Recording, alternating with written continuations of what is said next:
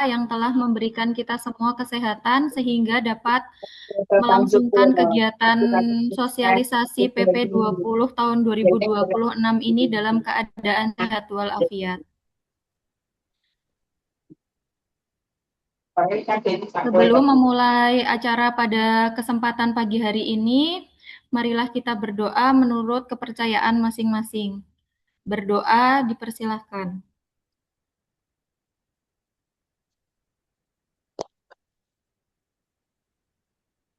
Cukup.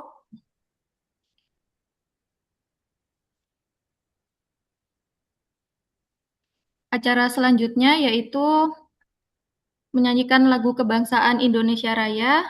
Bagi Bapak Ibu, diharapkan bisa duduk dengan sikap sempurna.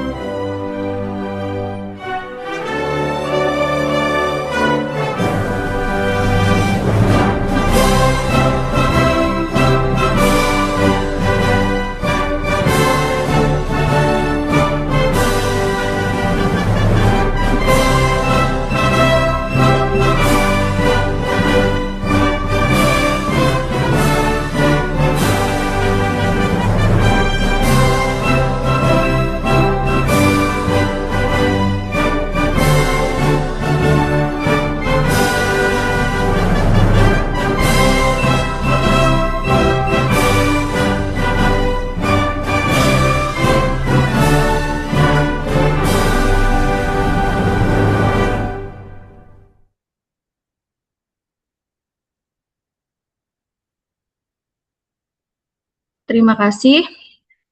Acara selanjutnya yaitu sambutan dari Kepala KPP Pratama Tulung Agung kepada Bapak Sarwa Edi. Waktu dan tempat dipersilahkan.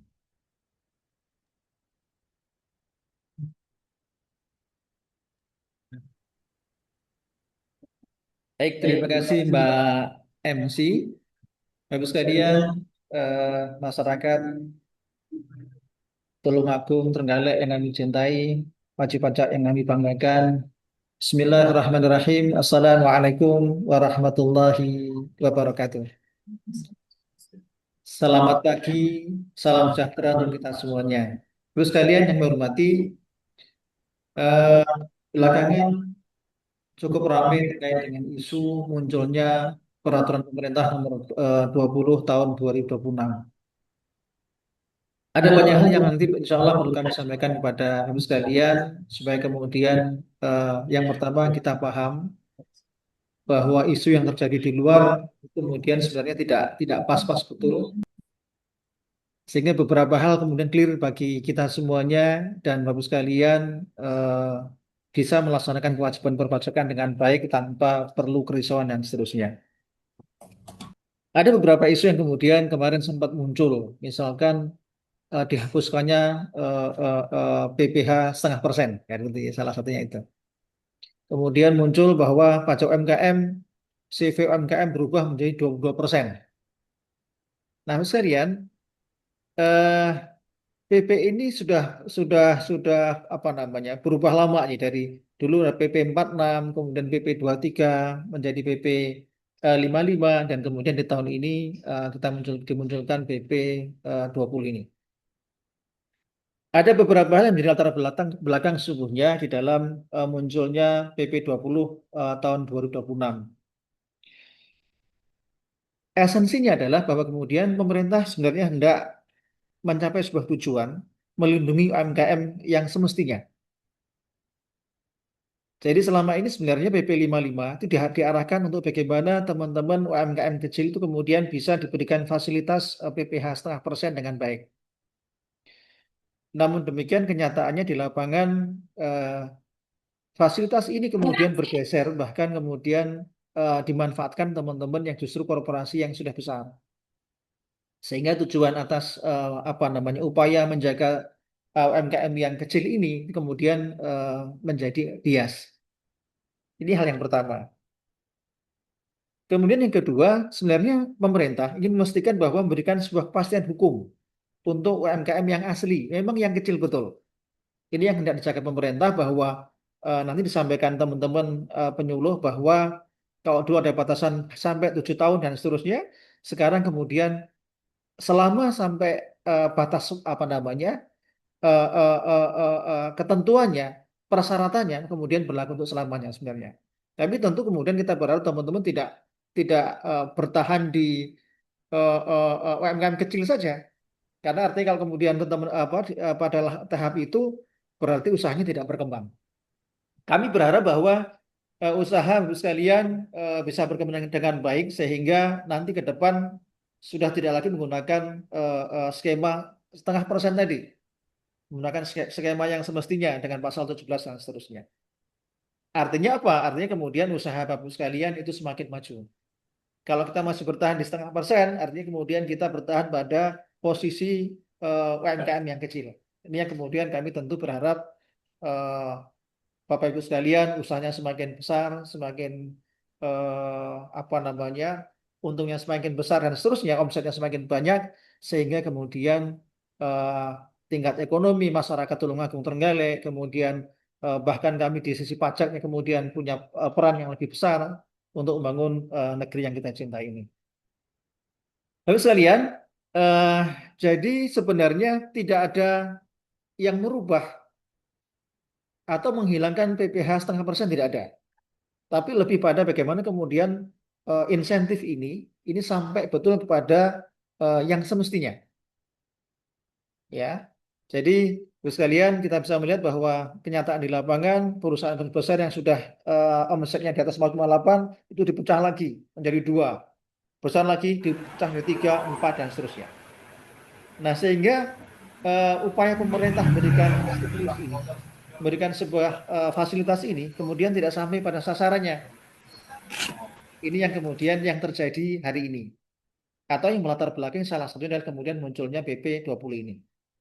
Sehingga kita berharap bahwa untuk pengusaha kecil, UMKM kecil tetap kemudian bisa menggunakan fasilitas itu, 0,5% tadi itu, dan kemudian yang besar, yang sudah korporasi semakin bagus dan seterusnya, kita menggunakan performa yang semestinya, ya.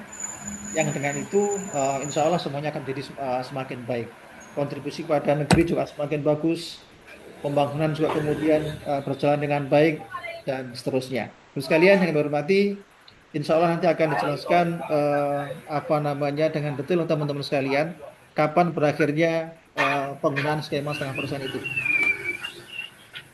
Ya, kemudian bahwa ternyata omset tidak kena pajak masih berlaku yang 500 juta, masih berlaku juga sebenarnya. Nah, pernik-pernik itu semuanya nanti monggo silakan ditanyakan kepada teman-teman penyuluh sekalian. Intinya bahwa kita berharap dengan pasca edukasi pada pagi hari siang hari ini, Bapak sekalian clear paham dengan sejelas-jelasnya. Adapun seandainya kemudian masih ada yang ragu, setelah kemudian dipelajari di rumah kok ada yang masih ragu dan seterusnya, silahkan datang ke kantor kami atau kemudian menghubungi kami. Sekalian, yang berikutnya, tidak lupa kami mengingatkan bahwa banyak sekali penipuan-penipuan yang kemudian juga menggunakan DJP atau kantor pajak. Maka silakan berhati-hati kalau masih ragu dan seterusnya silakan menghubungi telepon kantor kami, ya. Atau kemudian silakan datang ke KPP Pratama Tulungagung di Jalan Kimbangun Sarkoro, nggih, Kimbangun Sarkoro. Baik, Ibu sekalian yang kami hormati, para wajib pajak yang kami banggakan, selamat menyimak edukasi dari kami. Kita berharap sekali lagi semuanya tercerahkan dengan baik, kita paham semuanya sehingga tidak ada lagi isu-isu yang kemudian berkembang yang tidak pas dan tidak sesuai, kita bisa pahami dengan sebaik-baiknya. Demikian dari kami, terima kasih atas kehadirannya. Ini saya lihat cukup banyak yang hadir, eh, pertanda bahwa antusiasme masyarakat terkait dengan peraturan ini cukup luar biasa. Dan kita berharap, ayo sama-sama kita bangun negara yang kita cintai ini, Kota Tulungagung, Kota Trenggalek yang kita cintai ini, dengan kontribusi kita di dalam melaksanakan kewajiban perpajakan. Sekian, terima kasih dari kami. Assalamualaikum warahmatullahi wabarakatuh.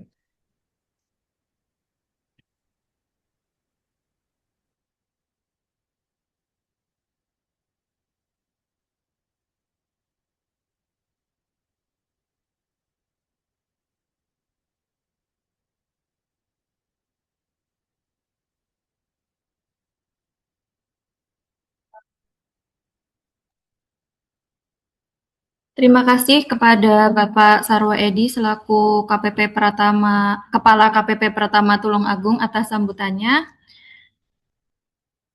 Acara selanjutnya yaitu acara inti penyampaian materi oleh penyuluh KPP Pratama Tulungagung yang akan disampaikan oleh Ibu Zakia. Kepada Bu Zakia kami persilakan.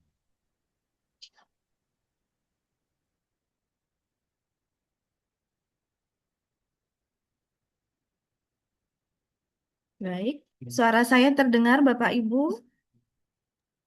Dengar, Bu. Terdengar, nggih? Terdengar, Bu. Terdengar, Bu. Assalamualaikum warahmatullahi wabarakatuh. Selamat pagi Bapak Ibu para wajib pajak di lingkungan KPP Pratama Tulungagung. Bagaimana kabarnya Bapak Ibu? Semoga sehat-sehat semua ya. Jadi terima kasih banyak sebelumnya atas atensinya, luar biasa. Kami tidak menyangka akan seramai ini ya, karena kemarin kami memperkirakan wajib pajak yang hadir tidak sampai 300, tapi ini ternyata sudah 300, sehingga nanti kalau misalnya ada rekan-rekan Bapak Ibu yang tidak dapat bergabung karena Zoom-nya sudah penuh, nanti mohon maaf, nanti mungkin ke depannya kami akan bikin sesi lanjutannya. Jadi Bapak Ibu hari ini diundang sebagaimana yang kemarin dapat undangan dari WA ya. Mengenai peraturan pemerintah nomor 20 tahun 2026. Jadi Bapak Ibu yang kami undang ini sudah kami filter. Jadi tidak semua wajib pajak di KPP Tulungagung yang diundang, Bapak Ibu. Karena kalau di jumlah wajib pajak di Tulungagung itu ada 60.000 ya. Kalau tidak salah 60.000. Nah, kami hanya memfilter Bapak Ibu yang pada tahun 2024 dan tahun pajak 2025 itu melakukan pembayaran PPh final 0,5%. Artinya Bapak Ibu secara aktif melakukan pemenuhan kewajiban perpajakannya dengan menggunakan skema PPh final. Mungkin juga di antara Bapak Ibu ada yang bergabung secara sukarela, karena kami juga menyebarkan undangannya, menyebarkan pengumuman mengenai kelas pajak sosialisasi ini melalui media sosial. Baik Bapak Ibu, izin share screen ya.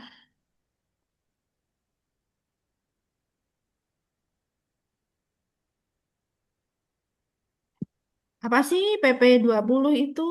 Saya awam Bapak Ibu soal peraturan pajak. Jadi bagi Bapak Ibu yang terdaftar sudah lama dan sudah pernah melakukan pemenuhan kewajiban perpajakannya sendiri, pasti sudah mengenal ada fasilitas. Ada fasilitas kemudahan yang diberikan oleh pemerintah untuk mendorong sektor UMKM di Indonesia. Nah, terakhir, jadi peraturan itu kan dinamis ya Bapak Ibu, dunia usaha dinamis, sehingga peraturan pun berubah mengikuti dengan dunia usaha, perubahan di dunia usaha. Sehingga yang terakhir, di awal Mei kemarin, sebenarnya tanggal 22 April ini launching, bukan, di tekennya tanggal 22 April, tapi baru di launching di bulan Mei kemarin. Itu di PP 20 tahun 2026. Kenapa harus diubah? Jadi yang sebelumnya itu PP 55 tahun 2022 itu kenapa harus dilakukan penyesuaian? Yang pertama adalah paket kebijakan ekonomi untuk kesejahteraan tahun 2025, yaitu insentif bagi dunia usaha. Jadi kalau Bapak Ibu yang sudah memanfaatkan tarif PPh final sesuai PP 55 tahun 2022 dan terdaftarnya sudah lama, maka jangka waktu penggunaan tarif PPh final itu berakhir tahun 2024. Nah, namun pemerintah merasa masih perlu mendukung dunia usaha dengan eh, memberikan perpanjangan waktu, jangka waktu untuk pengenaan tarif PPh final ini, terutama bagi wajib pajak orang pribadi.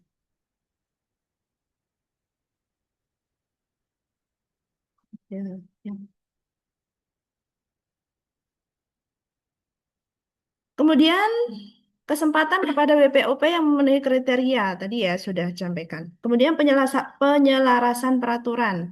Jadi ini kaitannya dengan jenis penghasilan dari pekerjaan bebas.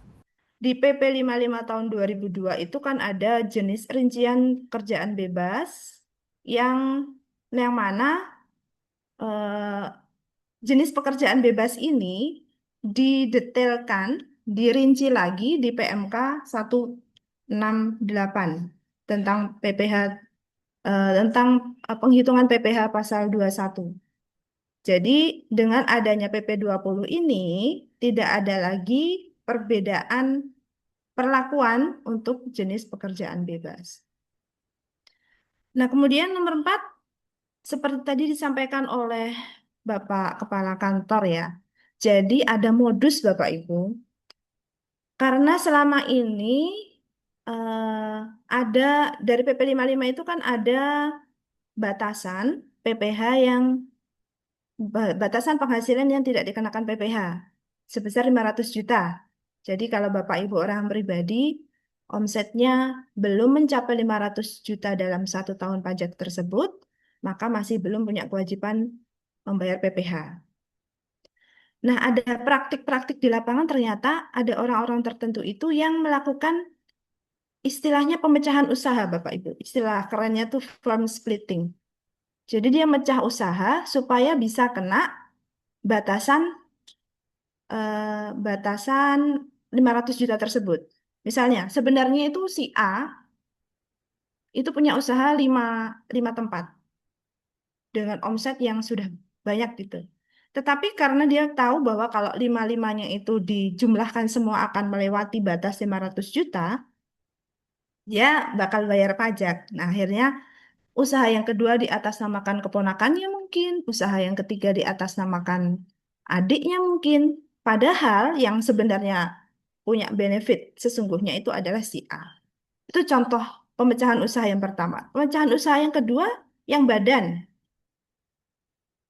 Jadi kan batasan omset yang boleh memanfaatkan tarif PPh final ini adalah eh, wajib pajak yang dulu diatur di PP sebelumnya, wajib pajak orang pribadi maupun badan yang punya omset di bawah 4,8 miliar dalam 1 tahun. Gitu. Tapi ternyata praktiknya dimanfaatkan oleh pihak-pihak tertentu dengan memecah usaha. Jadi pemiliknya sebenarnya satu, tetapi dia bikin 5 CV. Biar apa? Biar omsetnya dipecah. Jadi 5-5-nya bisa memanfaatkan tarif PPh final. Padahal secara secara agregat dan secara manfaat itu sebenarnya dimiliki oleh satu orang. Dan omsetnya sudah melewati batas 4,8 miliar dalam 1 tahun. Sehingga dirasa perlu penyesuaian kebijakan yang lebih tepat sasaran. Jadi lebih tepat sasaran, lebih adil, dan memberikan jaminan. Jadi bagi Bapak Ibu yang kemarin mendengar atau melihat beberapa konten di media sosial ya, yang eh, lebih ke negatif ya, bahwa sekarang pemerintah itu cari uangnya dengan mengenakan pajak besar untuk UMKM. Jadi mereka hanya membaca di luar saja tanpa mendalami peraturan yang sebenarnya. Memang ketika CV nanti dijelaskan ya, kalau konsekuensinya ketika badan usaha, baik itu berbentuk PT atau CV, sudah tidak lagi menggunakan PPh final, maka atas wajib pajak tersebut akan dikenakan PPh dengan tarif normal. Kalau badan berapa Bapak Ibu?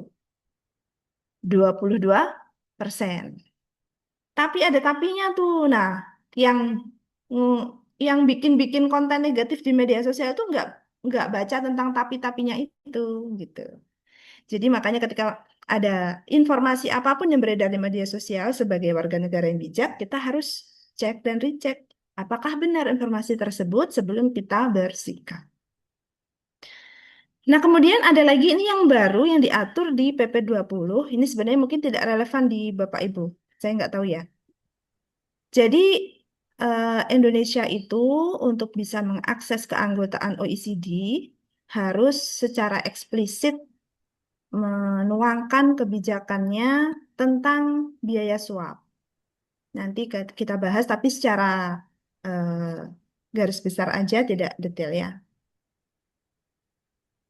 Jadi PP 20 itu sebenarnya merubah hanya di dua bab. Perubahannya ada di dua bab. Lengkapnya ada di PP 55 tahun 2022. Nah, PP 20 hanya mengubah di bab 4 dan bab 10. Bab 4 tadi bicara soal tadi biaya suap ya. Jadi jika ada perusahaan, orang pribadi ataupun badan usaha yang mengeluarkan biaya untuk eh, mengeluarkan biaya terkait dengan suap, gratifikasi, ini yang sesuai dengan undang-undang mengenai gratifikasi ya Bapak Ibu, maka biaya tersebut tidak bisa dikurangkan dari penghasilan bruto. Kemudian nanti ada beberapa di bab 10, nanti kita bahas di slide-slide selanjutnya.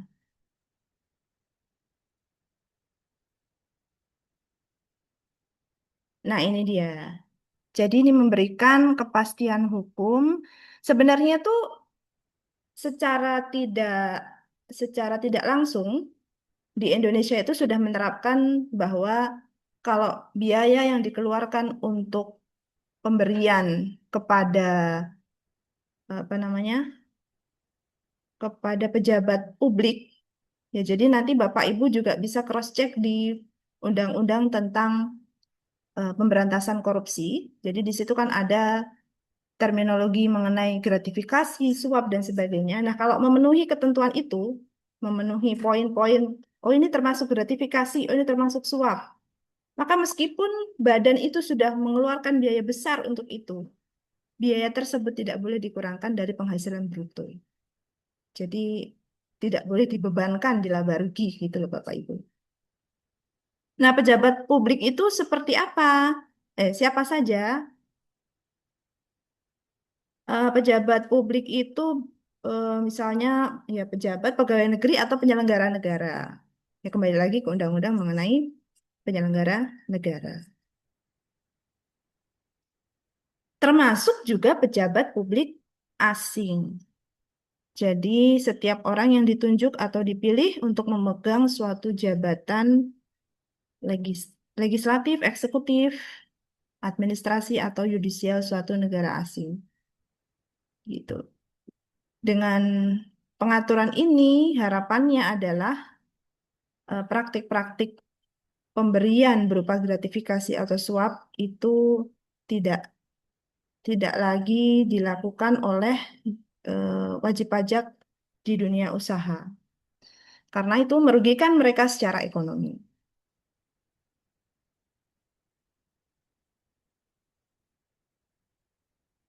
Itu pengaturan di pasal 20 yang baru diatur di di undang-undang perpajakan manapun. Jadi dulu-dulunya dia tidak dituangkan secara eksplisit.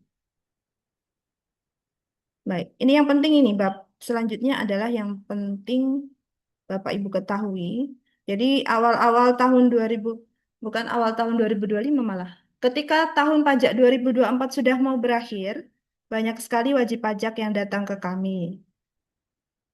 Baik melalui helpdesk tatap muka maupun WA maupun telepon menanyakan, ada nggak perpanjangan jangka waktu untuk PPh final ini, terutama untuk orang pribadi ya.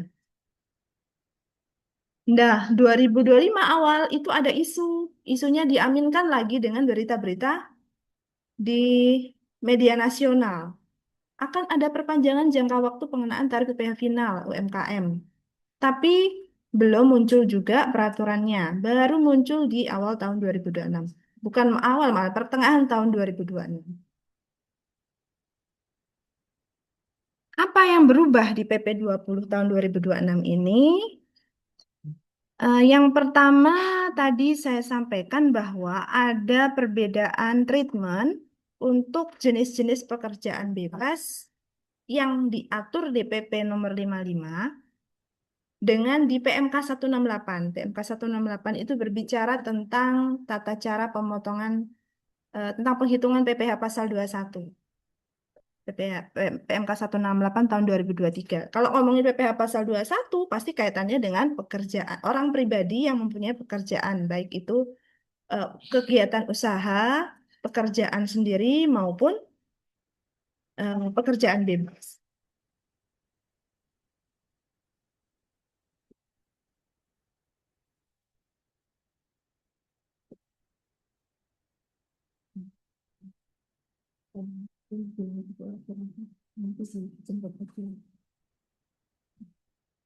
Kemudian di PP nomor 20 ini disesuaikanlah jenis pekerjaan bebas itu dengan mengakomodir jenis-jenis pekerjaan bebas. Karena begini Bapak Ibu, kalau kita ngomongin pekerjaan bebas, jenis-jenis pekerjaan itu secara apa namanya nyata. Jadi kalau kita sudah mengatur di undang-undang ABC gitu, tapi secara nyata pekerjaan itu berkembang gitu, jenisnya macam-macam. Sehingga perlu disesuaikan dan disamakan atau diseragamkan dengan pengaturan di PMK 168 yang terlebih baru daripada PP 55. Kemudian perubahan lagi tidak ada pengaturan terkait WP yang memanfaatkan PPh final ini untuk penghindaran pajak. Jadi ada perubahan di pasal 57. Ada pengaturan ulang subjek PPh final 0,5% bagi WP yang memiliki peredaran bruto tertentu dengan mengecualikan wajib pajak yang berpotensi digunakan sebagai sarana melakukan penghindaran pajak. Jadi ini dituangkan secara eksplisit supaya kalau ada praktek-praktek penghindaran pajak tadi dengan pemecahan usaha itu sudah ada landasan hukumnya. Jadi sudah ada payung hukumnya.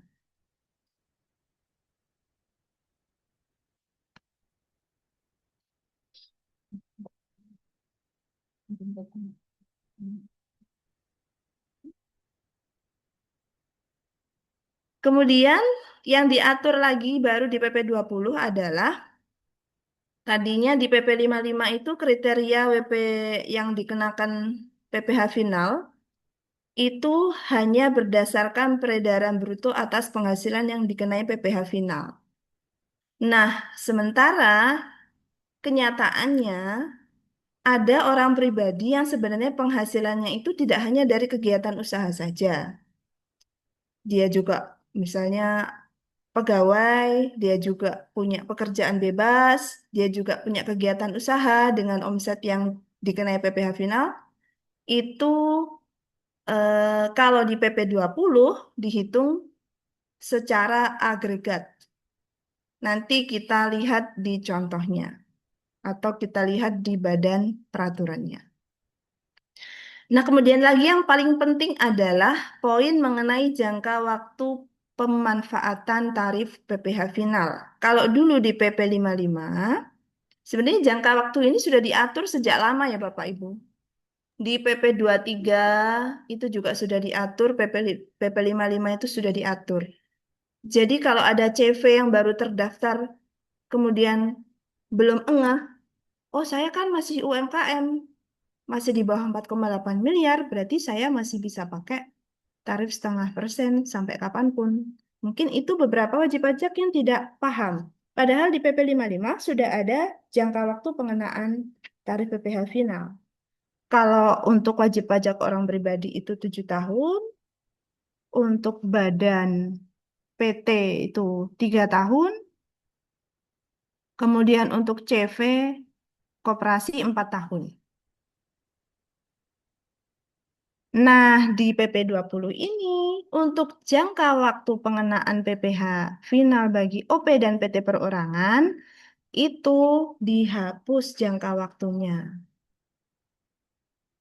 Jadi, istilahnya kalau istilah bombastisnya, Bapak Ibu bisa menggunakan PPh final 0,5% selamanya. Selama apa? Ya, selama memenuhi syarat peredaran bruto tertentu. Jadi kalau Bapak Ibu masih di bawah 4,8 miliar, sampai kapanpun ya masih bisa pakai PPh 0,5%. Tapi kalau orang dunia usaha kan maunya berkembang ya Bapak Ibu ya. Masa saya 4,8 miliar terus gitu. Tahun depan bolehlah lebih naik lagi gitu.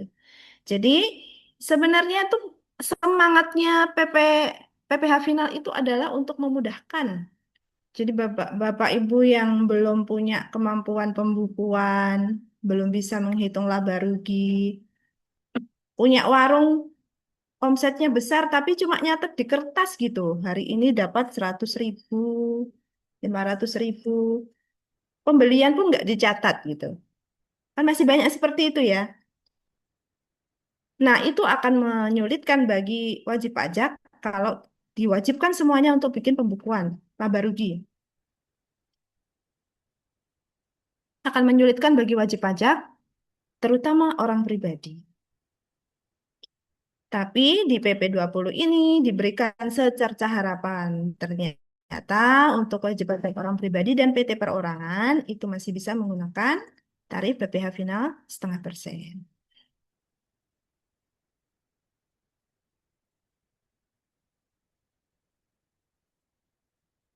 Berikutnya,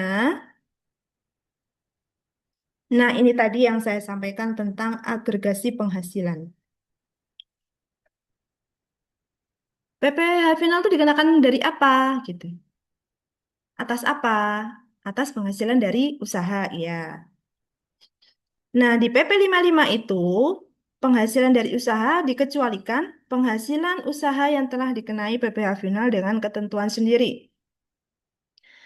Jadi kalau Bapak Ibu punya penghasilan dari jasa konstruksi, itu sudah diatur di peraturan tersendiri, itu juga pakai PPh final, itu berarti tidak boleh diikutkan dalam fasilitas di PP 55 atau PP 20 ini. Kemudian, penghasilan usaha dari jasa sehubungan dengan pekerjaan bebas.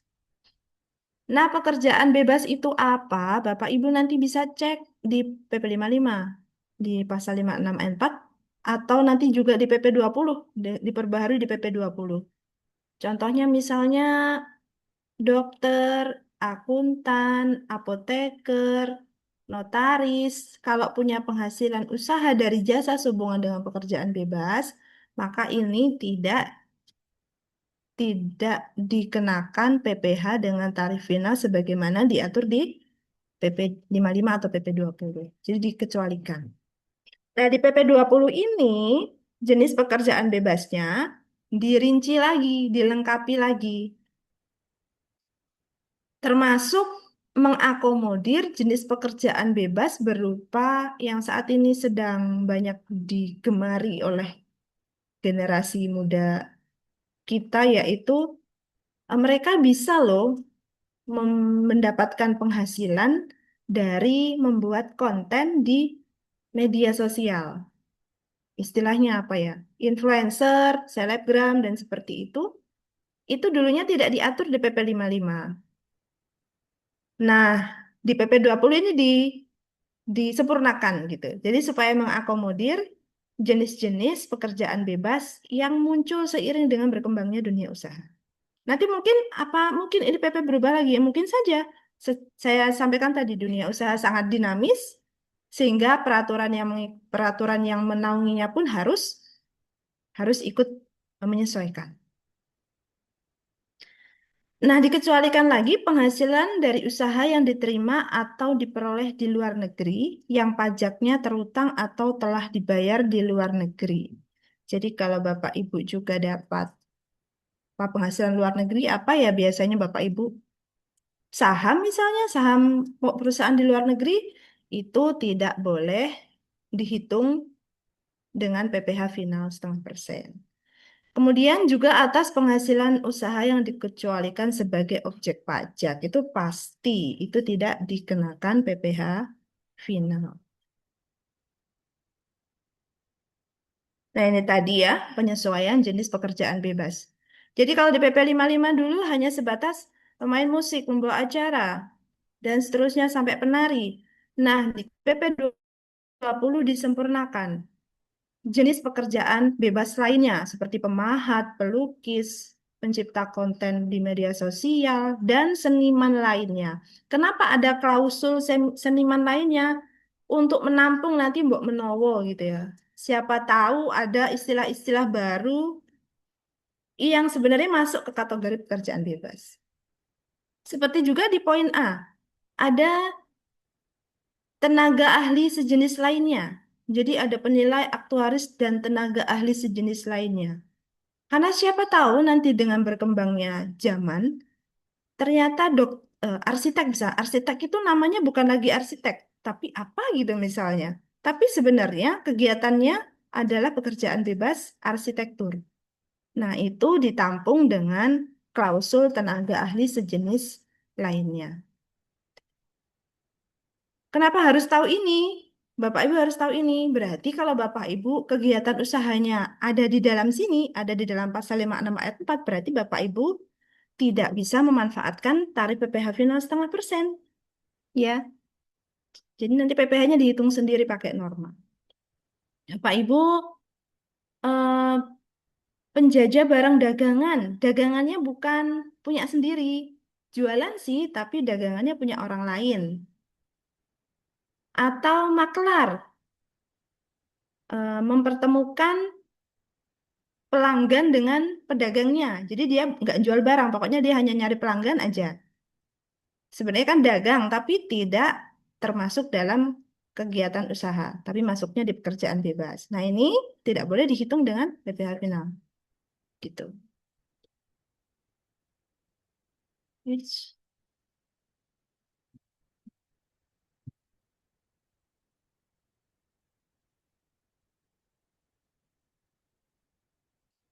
Kemudian yang di PP 20 apalagi yang berubah? Tentu subjeknya. Ini yang ramai kemarin ya. Makanya kita coba kupas sama-sama sebenarnya bagaimana sih yang sebenarnya gitu. Kalau dulu di PP 55 jadi karena definisi UMKM di peraturan undang-undang tentang UMKM yang bukan perpajakan itu sedikit berbeda ya. Jadi kenapa kok di pajak itu ada istilah UMKM? Sebenarnya tidak ada. Kita menyebut UMKM itu untuk memudahkan Bapak Ibu saja. Kalau terminologi yang benar dalam pajak adalah wajib pajak dengan peredaran bruto tertentu, gitu. Jadi istilah perpajakan yang benar adalah wajib pajak dengan peredaran bruto tertentu. Jika belum melebihi 4,8 miliar dalam 1 tahun pajak, kalau di PP 55 dulu termasuk, selain orang pribadi juga termasuk badan. Badan itu bisa berbentuk koperasi, CV, firma, PT, termasuk PT perorangan, BUMDes, BUMDesma, itu bisa memanfaatkan tarif PPh final 0,5% dengan jangka waktu. Nah, kalau di PP 20 ini, siapa yang berhak untuk menggunakan tarif PPh final 0,5%? Dibatasi hanya untuk WP orang pribadi dan badan yang berbentuk PT perorangan dan koperasi. PT perorangan itu PT yang didirikan oleh satu orang, sehingga kalau secara Undang-Undang Kemenkumham, tidak memerlukan adanya pengesahan pengesahan oleh notaris gitu ya. Jadi daftarnya hanya online saja Bapak Ibu. Jadi PT perorangan itu badan, tapi sebenarnya dia hanya dijalankan oleh satu orang. Hanya dua wajib pajak ini yang berhak memanfaatkan PP tarif PPh final sesuai PP 20.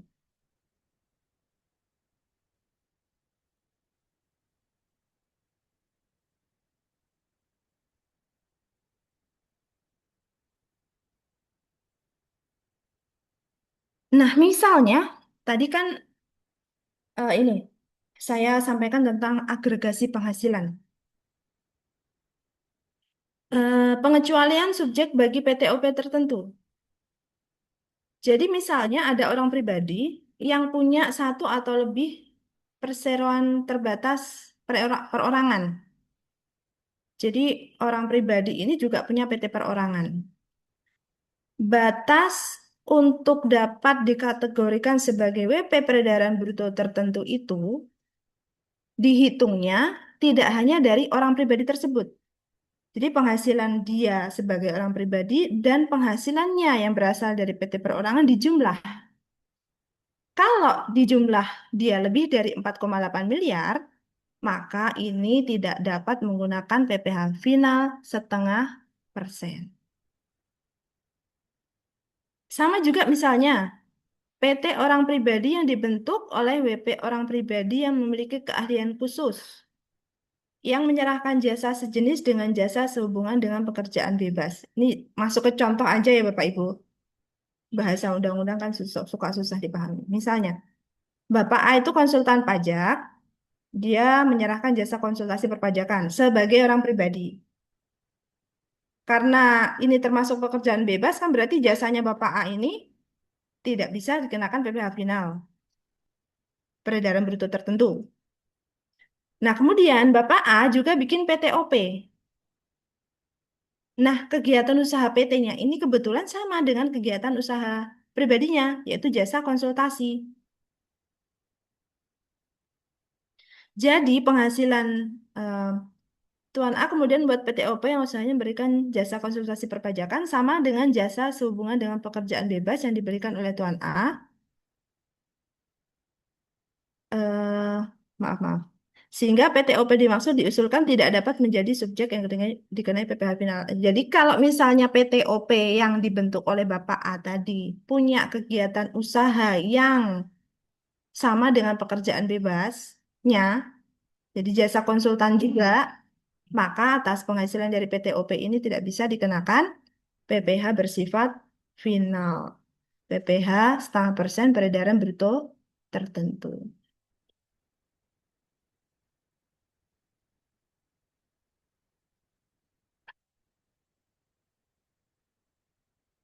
Kemudian tambahan pengecualian juga ada di pasal 57 untuk wajib pajak badan berbentuk koperasi yang telah melewati jangka waktu 4 tahun pajak sejak tahun pajak bersangkutan terdaftar.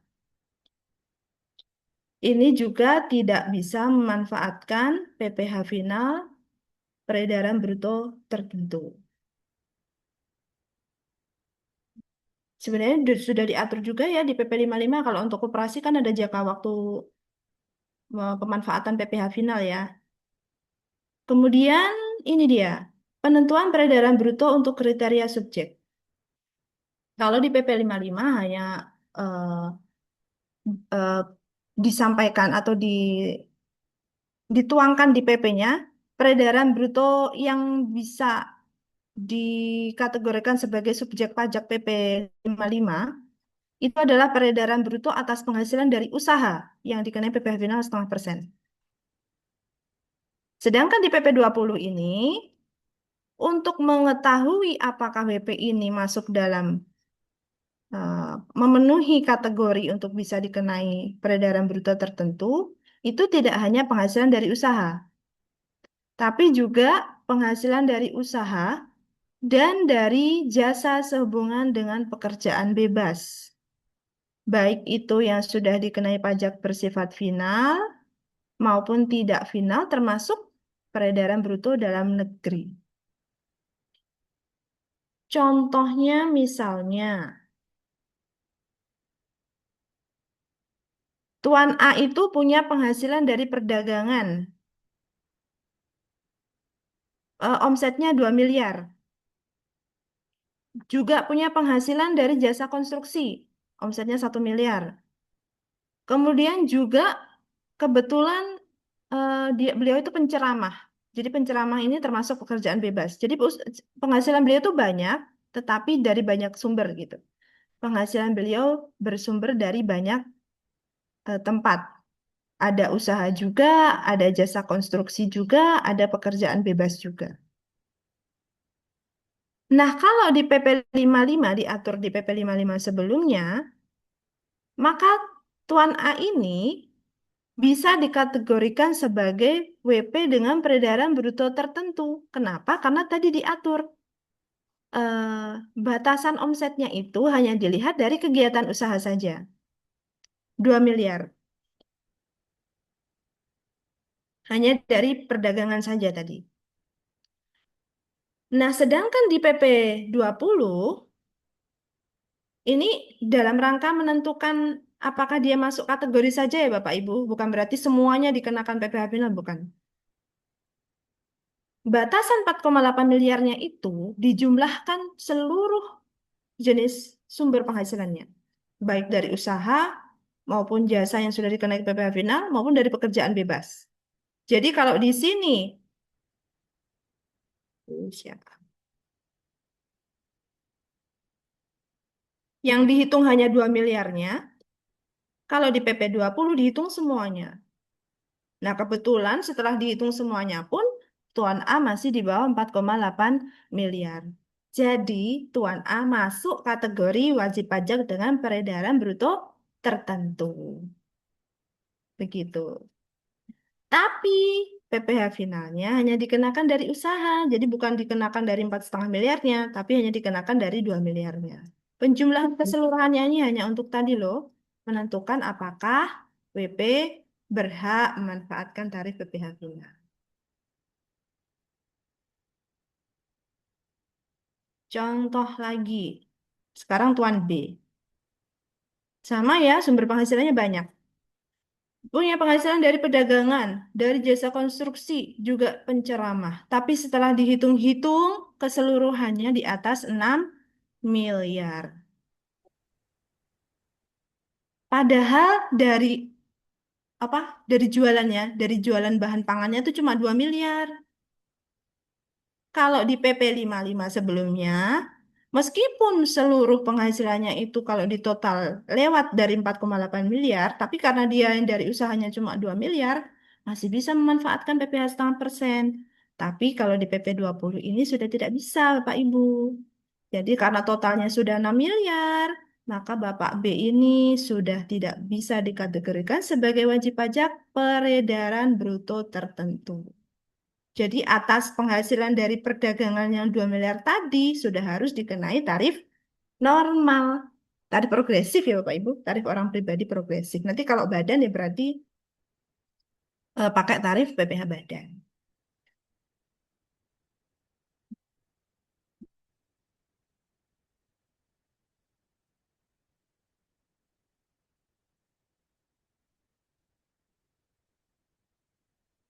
Nah, sekarang tentang jangka waktu. Di PP 55 itu diatur sebenarnya jangka waktu. Untuk orang pribadi 7 tahun sejak tahun pajak terdaftar.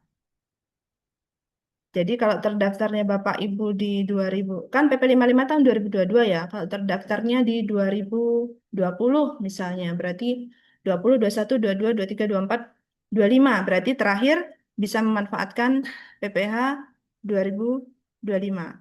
Nah, masalahnya bagi WP yang terdaftar sebelum 2020, misalnya 2018 gitu, berarti 18, 19, 20, 21, 22, 23, 2024 terakhir gitu. Nah, untuk WP badan yang berbentuk PT perorangan dulu diatur di PP 55 ini, jangka waktu pemanfaatan PPh final ini paling lama 4 tahun. Meskipun ini PT-nya perorangan.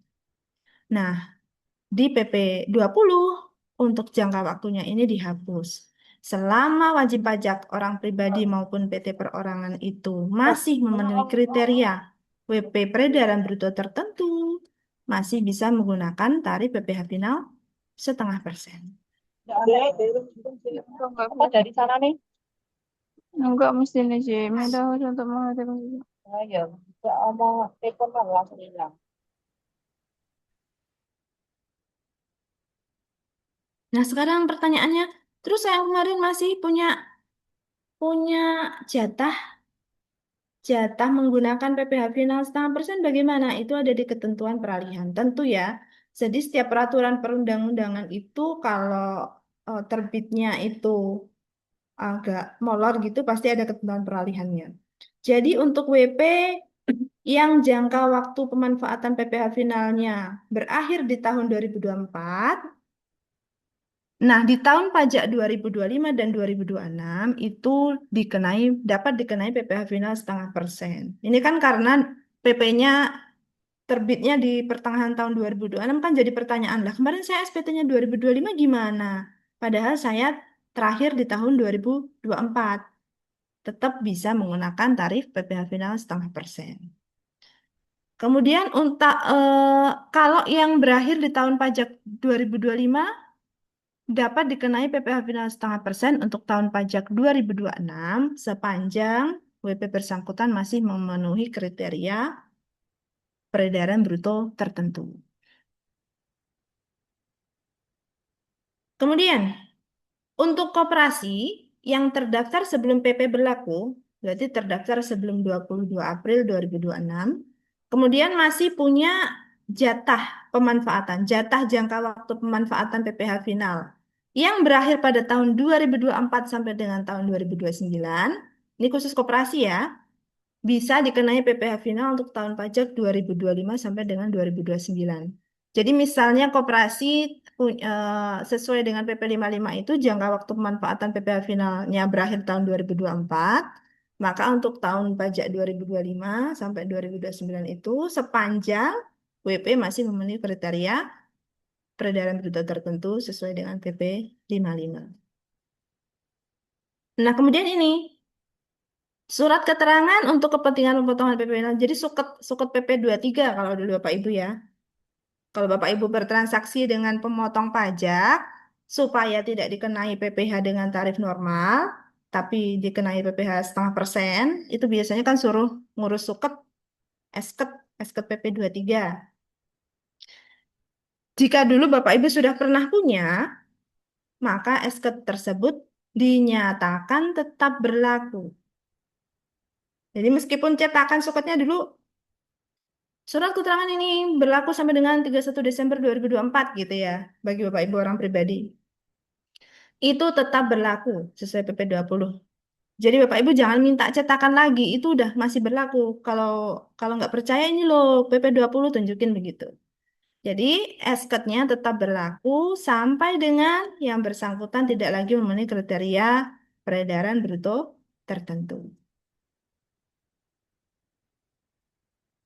Sama dengan orang pribadi tadi, esket untuk WP badan berbentuk koperasi juga dinyatakan tetap berlaku sampai dengan WP tersebut tidak memenuhi kriteria PP 55 tahun 2022. Jadi kalau koperasi jangka waktu pemanfaatan PPh final 0,5%-nya sudah berakhir, kalau kemarin sudah punya esket, nah itu nggak perlu lagi ngurus esket lagi gitu. Jadi beberapa ada yang gagal ketika ngurus esket untuk tahun pajak tahun ini. Sebenarnya kan tidak perlu. Jadi esket yang lama itu dinyatakan masih tetap berlaku.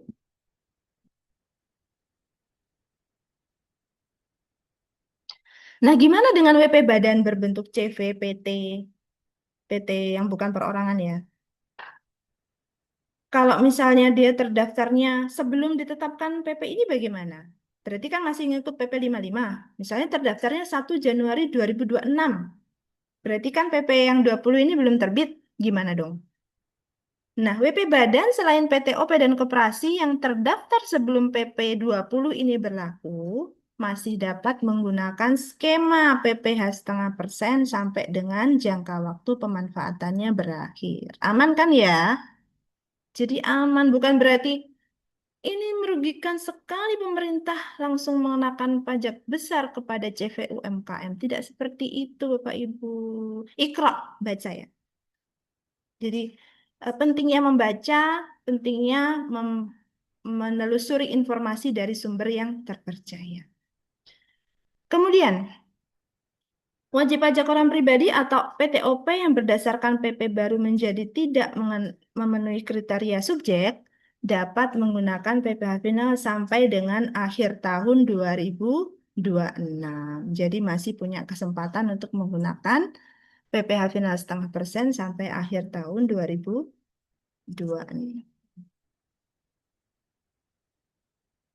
Itu jadi kalau dibuat apa namanya bagan seperti ini Bapak Ibu. Jadi misalnya gini, untuk CV kelihatan nggak dari Bapak Ibu saya gedein deh. Untuk materinya nanti Bapak Ibu cek link yang sebelumnya ya. Nanti mungkin tidak akan langsung kami upload hari ini, tapi Bapak Ibu tetap dapat mengakses link link yang kami kirimkan di undangan. Atau mungkin teman-teman boleh di-share link. Ya, sudah ya. Baik. CV firma BUMDes yang terdaftar di tahun 2023, maka jangka waktu pengenaan PPh finalnya itu masih bisa dipakai di sampai dengan 31 Desember 2026. Jadi seperti ini. Kalau dia terdaftar 2024 masih bisa sampai dengan 2027. Tapi kalau CV firma BUMDes terdaftar setelah 22 April, tidak boleh pakai skema PPh final. Karena apa sebenarnya kalau di Undang-Undang KUP, bahkan Undang-Undang tentang CV, Undang-Undang tentang PT, dan Undang-Undang tentang Koperasi, nanti Bapak cek sendiri ya, peraturan pemerintah tentang BUMDes, itu semuanya mewajibkan membuat pembukuan. Jadi kalau Bapak Ibu mau bikin CV, berarti udah siap bikin pembukuan. Jadi dianggap sudah punya skill untuk membuat pembukuan. Pembukuan itu apa sih? Laba rugi minimal, ada neraca dan laba rugi. Atau kalau non profit ya berarti apa namanya? Perubahan posisi keuangan. Jadi kalau baru terdaftar setelah 22 April, mohon maaf sudah tidak bisa menggunakan skema PPh final 0,5%. Terus pajak saya jadi besar dong. Bapak Ibu, PPh final 0,5% itu dikenakannya dari apa? Dari omset. Omset itu apa? Peredaran bruto. Jadi modal pun dihitung gitu. Jadi semua yang Bapak Ibu terima, rupiah yang Bapak Ibu terima itu langsung dikalikan tarif 0,5%. Meskipun kalau dihitung-hitung lagi itu Bapak Ibu rugi. Tapi dengan Bapak Ibu memilih skema PPh final 0,5%, tetap harus bayar PPh 0,5% meskipun rugi. Nah, ada untungnya, ada enggaknya gitu loh. Kalau pakai PPh final 0,5%, sederhana, penghitungannya sederhana, nggak pusing-pusing gitu. Tarifnya final gitu aja. Namun kalau Bapak Ibu rugi, itu tidak diakomodir. Rugi tetap bayar pajak. Nah, beda kalau Bapak Ibu bikin pembukuan.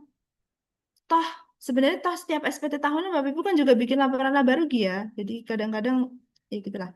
Jadi, kalau Bapak Ibu bikin pembukuan, PPh-nya itu baru dihitung dalam 1 tahun pajak tersebut. Dari apa? Dari laba. Jadi misal Bapak Ibu pembelian 100 juta, modalnya 50 juta. Biaya-biayanya 20 juta. Berarti kan cuma laba 30 juta. Tarif PPh badannya sebesar 22% atau 11% tadi itu hanya dihitung dari laba. Gitu. Kalau Bapak Ibu rugi, ya nggak kena pajak. Kemudian, untuk PT selain PTOP ya, PT selain PT Perorangan, kalau terdaftar tahun 2024, maka masih bisa menggunakan skema PPh final sampai Desember 2026. Ya, tapi kalau baru terdaftar setelah PP ini terbit, tak boleh lagi pakai 0,5% ya. Untuk OP sama PTOP selamanya bisa. Nah, ini yang koperasi nih. koperasi itu kan jangka waktu pengenaan PPh finalnya sesuai dengan PP 55 tahun 2002 kan 4 tahun. Nah, koperasi ini masih bisa menggunakan PPh finalnya sampai dengan 2029 sepanjang masih memenuhi kriteria peredaran bruto tertentu. Tapi kalau koperasinya baru terdaftar di setelah 2026, jadi terdaftar di tahun 2027, maka jangka waktunya ngikut 4 tahun, ngikut PP 20. Gitu. Tapi dari yang selama ini kami layani di helpdesk, beberapa koperasi sudah sudah banyak yang menggunakan tarif PPh secara umum ya Bapak Ibu. Jadi sudah bagus pembukuannya, sudah buat laba rugi, sehingga PPh-nya dihitung dari laba. BUMDes juga seperti itu, juga sudah rata-rata kalau kami lihat sudah banyak yang menggunakan skema normal. Jadi tarif normal, tarif sesuai dengan Undang-Undang PPh, bukan lagi pakai yang 0,5%. Ya, sekali lagi ya, jadi apabila Bapak Ibu itu sudah sudah berniat untuk membentuk suatu badan hukum selain PT Perseorangan, maka sudah diwajibkan membuat pembukuan. Sehingga tidak relevan sebenarnya penghitungan tarif PPh final 0,5% dari omset. Karena semangatnya dulu ditetapkan PPh final peredaran bruto tertentu itu adalah untuk menyederhanakan wajib pajak yang belum mampu menyelenggarakan pembukuan sesuai dengan standar akuntansi umum.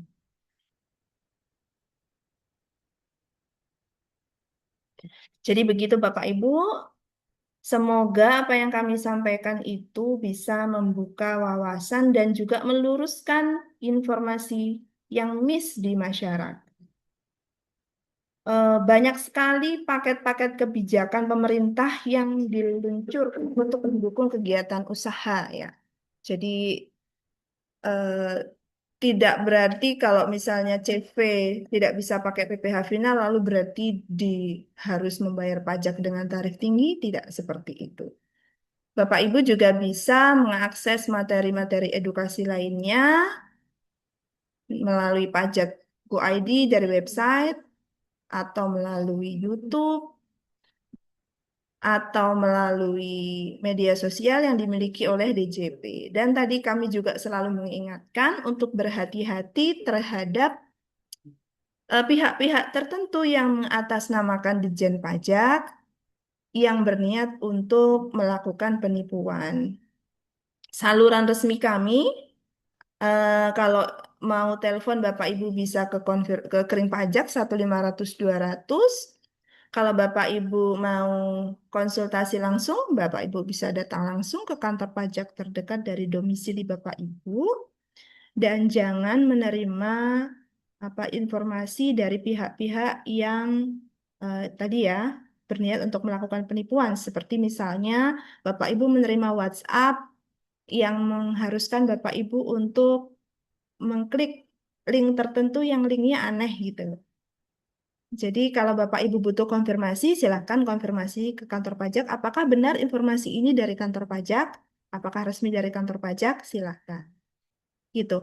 Untuk sesi setelah ini kami buka melalui tanya jawab. Apabila Bapak Ibu tadi sudah banyak nanya di chat mungkin ya Kak. Ya. Bagi Bapak Ibu yang mau bertanya langsung silakan. Dari saya cukup sekian. Ada salah kata atau apa sikap yang kurang pas, mohon maaf. Wassalamualaikum warahmatullahi wabarakatuh.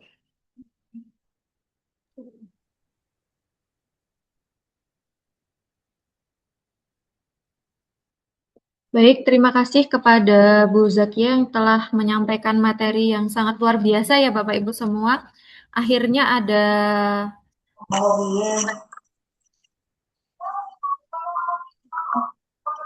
informasi yang didapatkan, jadi nggak serta-merta menelan berita-berita yang beredar di luar mengenai aturan PP 20 tahun 2026 ini. Monggo Bapak Ibu, apabila masih ada yang mau ditanyakan bisa di Ya, kita buka melalui kolom chat saja. Nanti akan dijawab langsung oleh ini.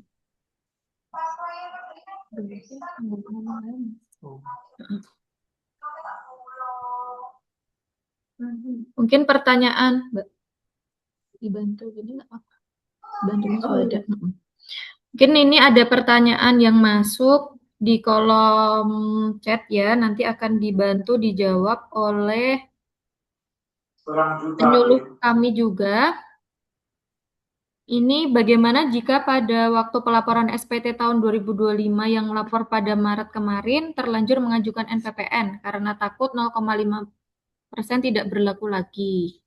Apakah padahal omsetnya masih di bawah 2M ya setahun, apakah di tahun 2026 ini nanti bisa pakai tarif 0,5% atau NPPN? Selanjutnya masih dari yang sama itu, kemudian anak saya juga mempunyai usaha yang sama dengan saya, beda lokasi, beda kakak, dan sudah berumah tangga sendiri. Apakah termasuk pemecahan usaha? Monggo silahkan Pak Suhada untuk menjawab pertanyaan dari yang sudah masuk dari. Terima kasih atas pertanyaannya ya dari atas nama TA ya. Ya, Ini yang pertanyaannya adalah jenis pekerjaannya apa? Kan memakai NPPN. Apakah ini pekerjaan bebas atau bukan? Kalau Bapak Ibu melakukan pekerjaan bebas itu juga tidak berhak menggunakan tarif 0,5%.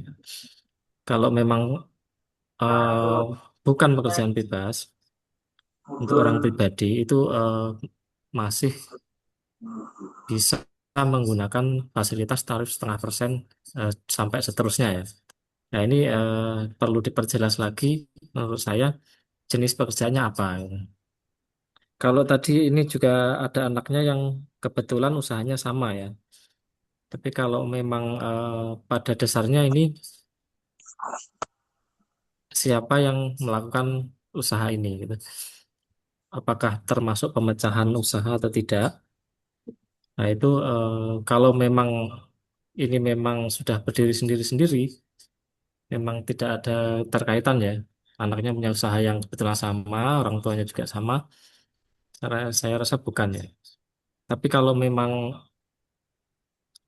penerima manfaat dari usaha ini memang satu orang, misalkan orang tuanya cuma memakai nama anaknya, nah itu termasuk ya pemecahan usaha ya. Jadi yang omsetnya sudah mencapai 4,8 di atas namakan anaknya itu, dipecah itu tidak boleh. Jadi yang kecualikan tadi kalau di aturan yang lama kan memang masih bisa ya dipecah seperti itu. Ada kemungkinan bisa. Tapi kalau sekarang eh, kita lihat keseluruhan ya dari satu unit anggota keluarga di kakak itu anak, istri dan sebagainya itu omsetnya berapa totalnya. Kalau mencapai 4,8 ya berarti tidak berhak lagi memakai tarif fasilitas 0,5%. Jadi pertanyaan ini masih perlu diperjelas lagi ya, apakah jenis usahanya. Kalau termasuk pekerjaan bebas ya tidak berhak lagi pakai 0,5%. Itu aja.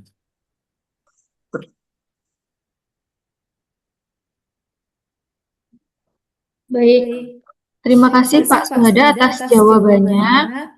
Lanjut ke pertanyaan kedua, kalau CV sudah berjalan lama dan sudah pakai tarif normal dengan omset di bawah 4,8 M, mulai tahun 2026 ini apakah pakai tarif PPh final 0,5% sesuai aturan PP 20 tahun 2026? PP 20 tahun 2026.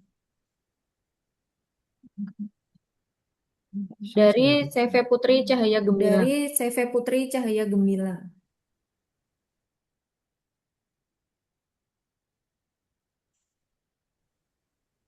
Saya sudah berjalan lama. Oh, iya. Lewat ya. Baik, pertanyaan dari CV Putri Cahaya Gemilang ya. Kalau CV sudah berjalan lama, pakai tarif normal dengan omset di bawah 4,8. Tahun 2006 ini apakah pakai tarif 0,5%. Oh, jadi kalau CV itu kan ada batas waktunya 4 tahun ya. 4 tahun berhak menggunakan fasilitas PPh final 0,5%. Kalau memang sudah lama terdaftarnya dan sudah pakai tarif normal itu kan berarti sudah lewat ya jangka waktu 4 tahunnya itu. Jadi sudah tidak bisa memakai lagi tarif 0,5% ya Bapak Ibu. Dan kalau peraturan eh, PP 20 ini kan sebenarnya tidak eh, menghilangkan jangka waktunya itu ya. Kecuali kalau orang pribadi sama PT perserorangan ya. Kalau untuk CV memang setelah melewati jangka waktu 4 tahun itu tidak diperbolehkan lagi pakai eh, tarif final 0,5%. Jadi harus menggunakan pembukuan. Nanti tarifnya wajaknya dihitung dengan PPh tarif pasal 17 ya, tarif normal pasal 17. Jadi nanti tetap ada namanya fasilitas yang pengurang 50% itu ya, 31E. Jadi setelah omsetnya memenuhi di bawah 50 juta, 50 miliar, itu nanti masih Pak bisa pakai tarif fasilitas 31E, yaitu pengurangan tarif ya 22%, dikurangi separuhnya di sekitar 11% tarif efektifnya. Jadi ada untung sama ruginya ya. Tadi dijelaskan sama Ibu narasumber.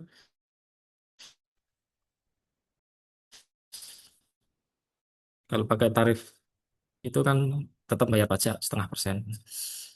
Tapi kalau pakai pembukuan, nah ini hanya yang untung aja, yang pakai keuntungan baru bayar pajaknya gitu. Tapi kalau rugi ya nggak bayar. Mungkin itu yang bisa saya sampaikan. Baik, terima kasih Pak. Jadi kalau sudah melebihi jangka waktu untuk CV itu tidak bisa kembali nol ya Pak. Jadi tidak bisa menggunakan tarif sesuai PP 20 tahun 2026 ya. Selanjutnya dari Ahmad Bisri, NPWP sebelum pribadi atau NPWP UD, terus di akhir tahun 2025 merubah usaha ke PT atau badan dengan nomor NPWP yang berbeda. Apakah untuk selanjutnya hanya melaporkan NPWP badan saja atau harus melaporkan keduanya? Jadi maksudnya itu sebelumnya NPWP-nya pribadi, kemudian di akhir tahun 2025 itu membuat PT. Nah, nanti kewajibannya itu apakah harus melaporkan SPT pribadi maupun badan atau salah satu atau badannya saja? Enggak ada suara. Baik, kalau kewajiban pelaporan SPT itu dilihat dari aktif atau tidaknya ya NPWP tersebut.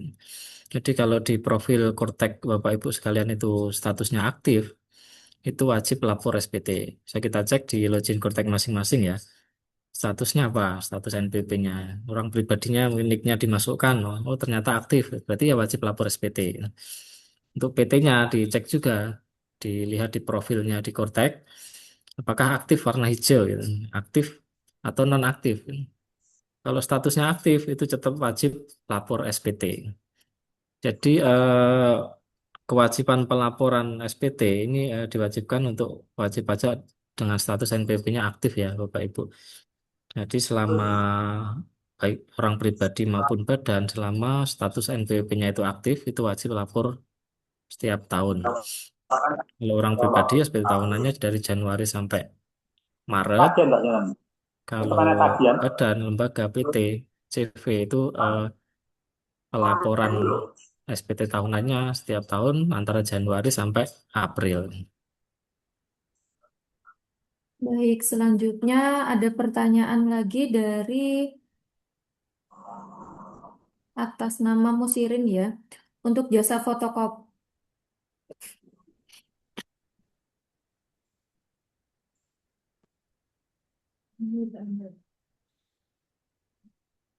Selanjutnya ada pertanyaan untuk jasa fotokopi, apakah sudah benar jika rekanan membayarkan pajak jasanya? Bagaimana tata cara pelaporan di perbajakan kami?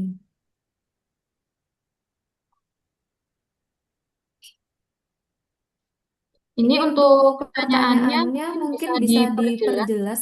Untuk Untuk rekanannya rekanannya ini ini instansi instansi pemerintah pemerintah atau atau bukan. bukan. Kemudian Kemudian jasa eh, fotokopinya yang jasa dilakukan oleh fotokopinya yang pribadi ya dilakukan oleh berarti. Untuk pribadi ya berarti. Untuk instansi Kak. instansi Kak. Jadi dari ke Jadi instansi. dari ke instansi. Pemerintah ya. Instansi nganggo jasa fotokopi. Instansi yang jasa fotokopi. Baik, untuk jasa fotokopi ya, misalkan instansi pemerintah eh, melakukan fotokopi, siap. Jadi untuk jasa fotokopi ya, misalkan ada instansi pemerintah em, memakai jasa fotokopi di suatu tempat itu ya. Itu memang ada kewajiban dari mereka untuk memotong atau memungut pajaknya atas jasa tersebut.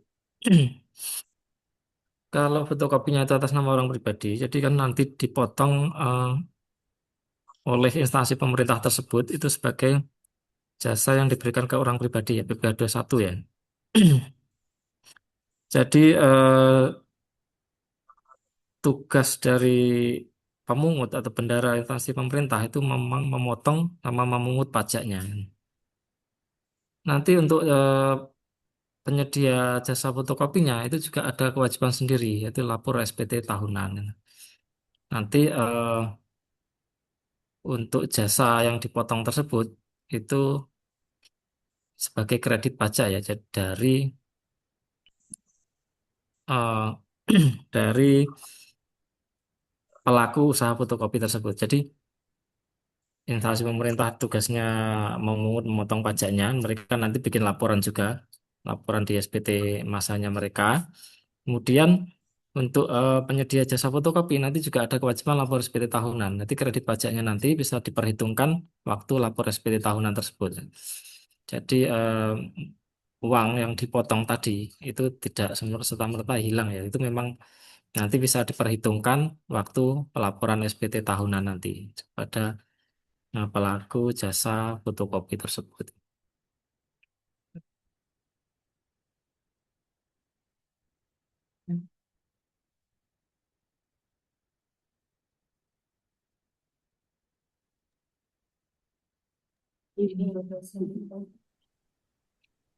Baik, di sini ada yang raise hand ya dari Sumbereng Prima Channel. Monggo Pak, kalau dipersiapkan jika ada pertanyaan langsung. Oke, terima kasih.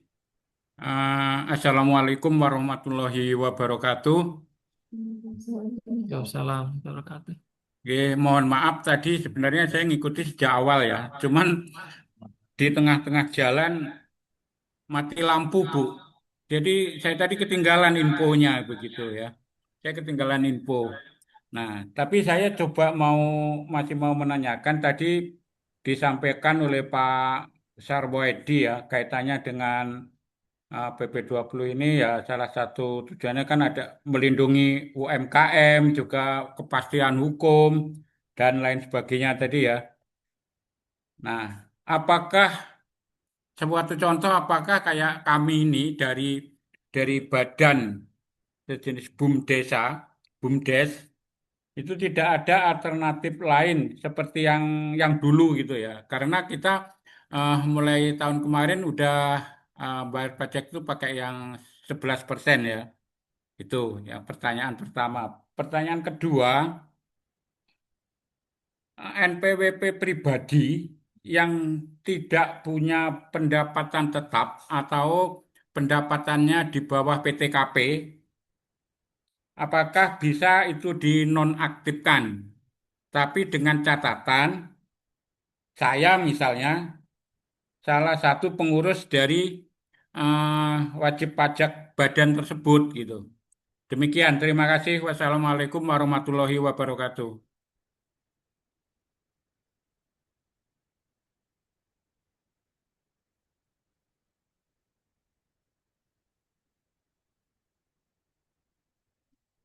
Halo?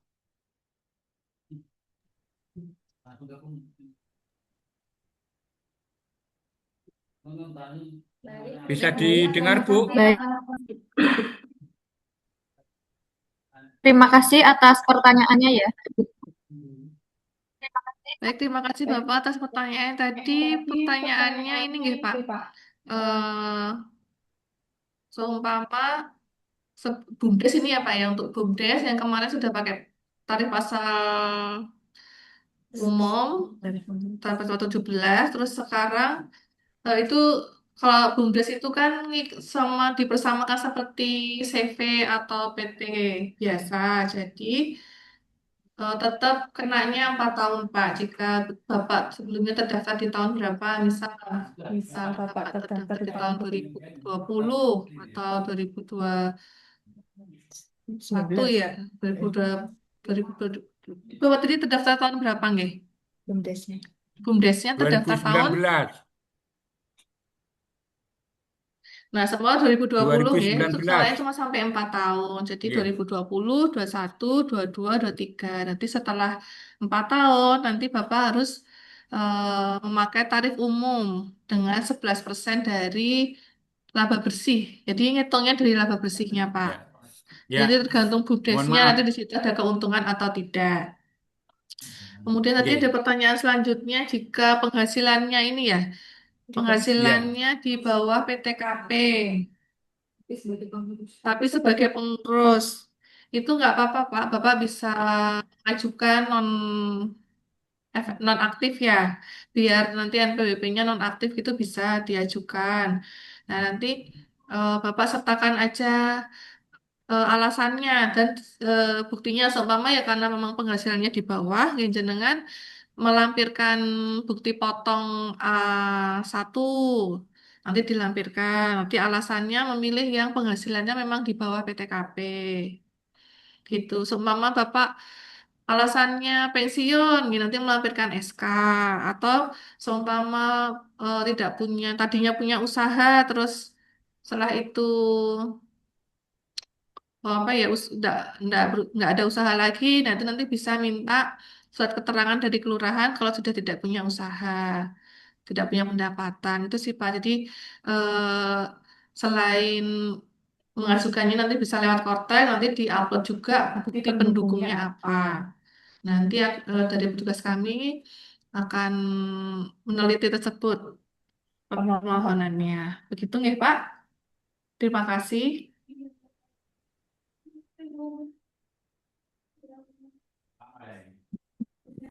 Baik, selanjutnya ini ada pertanyaan kalau hutang dan bunga bank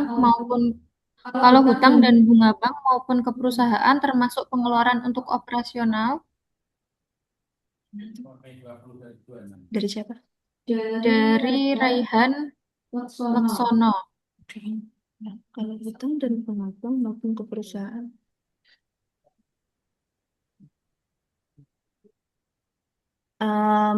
Izin Pak Raihan Laksono. Maksud pertanyaannya bagaimana ya? Kalau hutang dan bunga bank maupun ke perusahaan termasuk pengeluaran untuk operasional, ini kaitannya saya tafsirkan sendiri ya, mungkin kalau Pak Raihannya belum bisa open mic. Kalau hutang dan bunga bank maupun ke perusahaan termasuk pengeluaran untuk operasional, maksudnya mungkin perusahaan yang membayar utang dan bunganya, gitu ya. Jadi bunga bank itu bunga utang. Jadi yang bisa dibebankan di laporan laba rugi adalah pembayaran bunga atas utang. Tetapi di pajak itu diatur istilahnya debt equity ratio.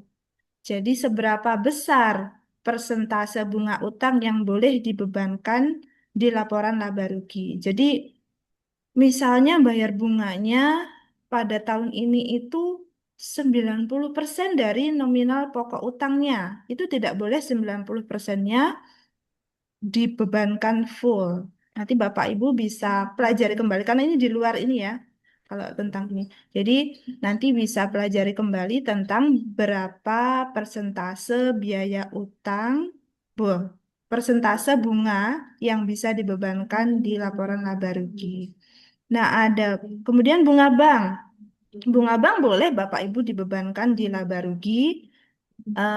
Dan bunga bank ini pun sudah dikenai pajaknya. Kok bunga bank? Bunga bank itu kan penghasilan ya? Kok dibebankan salah tadi? Bunga bank ini sudah dikenakan pajaknya secara final oleh bank. Jadi bank yang memotong PPh atas bunga bank tersebut. Seperti itu ya Bapak Ibu. Pak Raihan Laksono.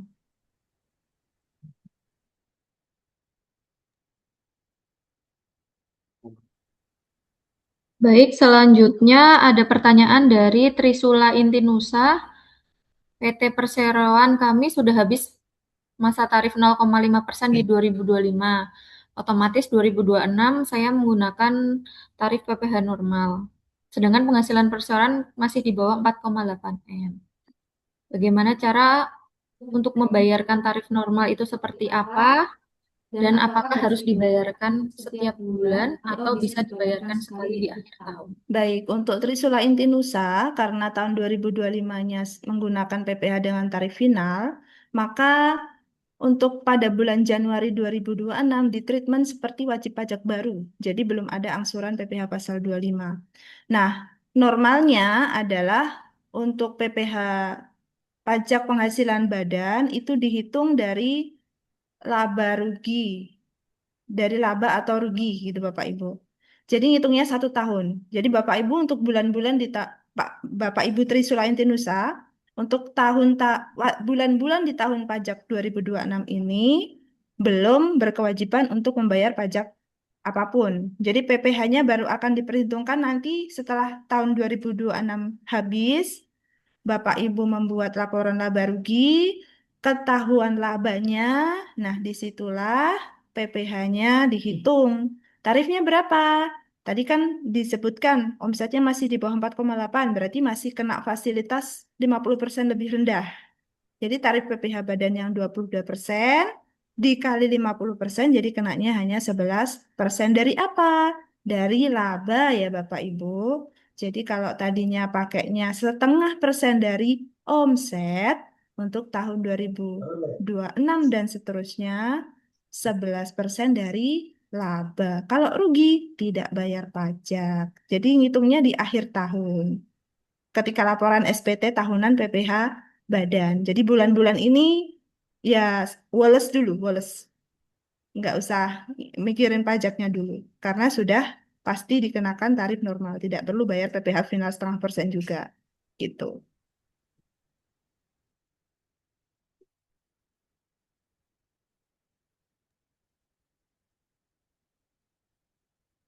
Selanjutnya, ini tadi dari Bapak atau Ibu TA ya, mungkin menyambung pertanyaan yang pertama yang dijawab oleh Pak Suhada. Mungkin nanti izin kami jawab via chat ya, Bapak atau Ibu TA. Selanjutnya, bagaimana cara perpanjangan suket PP 55? Ini dari Ibu Gracia Valentina, silahkan. Baik Ibu Gracia dan juga banyak sekali wajib pajak yang menanyakan pertanyaan yang sama. Bapak Ibu yang sebelumnya sudah punya suket, sudah punya fasilitas PP 55 dari tahun 2024 atau 2025, itu kalau ngajukan lewat Kortex tidak bisa, bacaannya bahasa Inggris lah. Pokoknya intinya eh, Bapak Ibu masih punya fasilitas gitu. Jadi tidak bisa mengajukan fasilitas baru untuk Boleh ya? fasilitas yang berlaku. Karena tadi di PP-nya kan tadi sudah saya bahas juga, suketnya tidak perlu diperpanjang karena PP sudah menstate bahwa suketnya masih berlaku. Nah, yang menjadi problem begini terkadang ya, eh, instansi pemerintahnya tidak mau motong pakai suket karena bacaannya di suketnya itu ada masa berlaku sampai 31 Desember 2024 gitu. Atau 31 Desember 2025. Kan kadang ada instansi pemerintah yang saking hati-hatinya jadi ini ya. Jadi kalau hal-hal seperti itu tidak mau nerima gitu. Itu boleh konsultasi secara pribadi ke kami. Nanti kami tanyakan caranya biar Bapak Ibu bisa mendapatkan cetakan suket dengan versi baru atau bagaimana nanti. Atau mungkin kendalanya yang kedua adalah nomor suket lama ketika diinput di modul ibu pot instansi Nggak ada. itu tolak gitu. Ada notifikasi bahwa nomor suket tidak dikenali atau tidak, ya seperti itulah. Itu juga masalah sistem, untuk problem tentang sistem, Bapak Ibu harus konsultasi secara pribadi ke kami. Kami nanti butuh identitas nama NPWP, nomor suket untuk kami layangkan tiketing ke tim teknis kantor pusat. Tapi secara umum, Bapak Ibu kalau sudah punya suket lama itu tidak perlu melakukan perpanjangan. Jika lawan transaksi Bapak Ibu bisa dijelaskan seperti ini, Bu Pak, suket ini tuh masih berlaku sesuai PP 20. Bapak Ibu printin itu, di print PP 20-nya di print. Ini loh bacaannya, suket lama masih berlaku. Itu harusnya sudah bisa.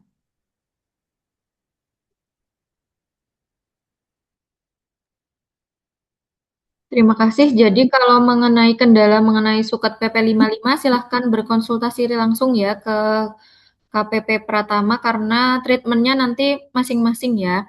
Selanjutnya, kalau ada badan hukum koperasi yang terdaftar tahun 2020, tapi peredaran bruto di bawah 1 M, besaran pajak bagaimana? Berarti yang bisa memanfaatkan PP 20 ini tanpa batas waktu hanya orang pribadi dan PT perorangan saja.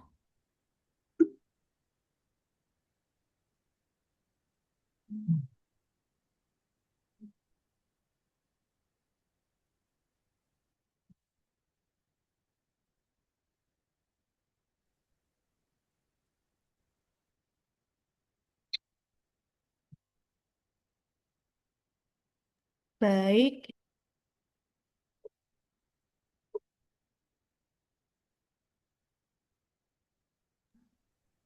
baik Bapak Ibu, untuk koperasi saya share screen yang di skema tadi ya.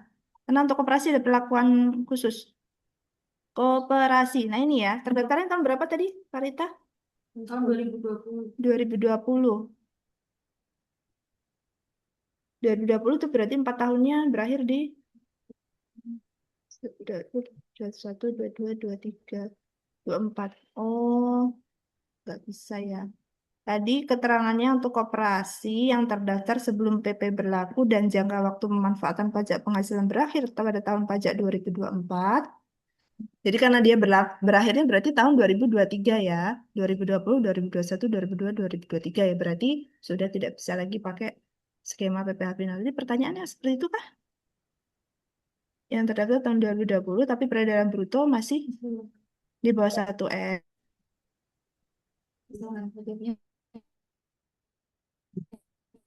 Jadi tentang bagaimana cara menghitung PPh.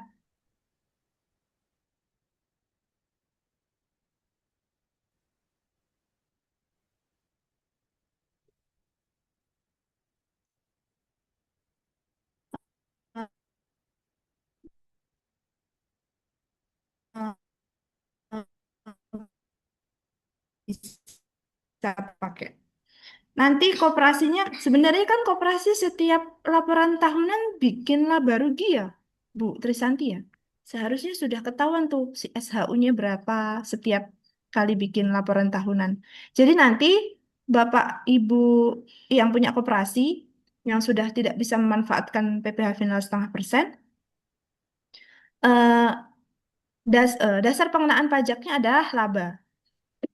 Jadi kalau koperasi punya laba ada SHU, maka tarif PPh-nya dihitung 11% dari laba. Seperti itu. Ngitungnya kapan? Ketika lapor SPT tahunan badan. Jadi akhir tahun.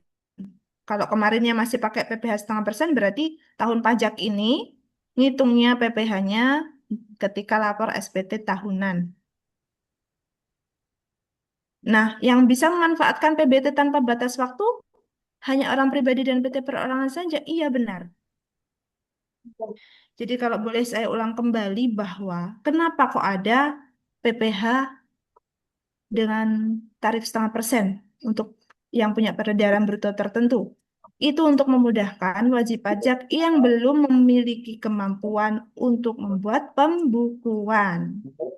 Kalau Badan Hukum Koperasi, nanti Bapak Ibu boleh cek deh di Undang-Undang tentang Koperasi. APP atau undang-undang gitu. bahwa koperasi itu wajib menyelenggarakan pembukuan. Itu undang-undang koperasi loh ya, bukan undang-undang pajak. Maka seharusnya Mas secara logika karena wajib pajak sudah punya kemampuan untuk membuat pembukuan, maka seharusnya tarif PPh juga dihitung lihatnya dari pembukuannya. Begitu ya, Ibu Trisanti.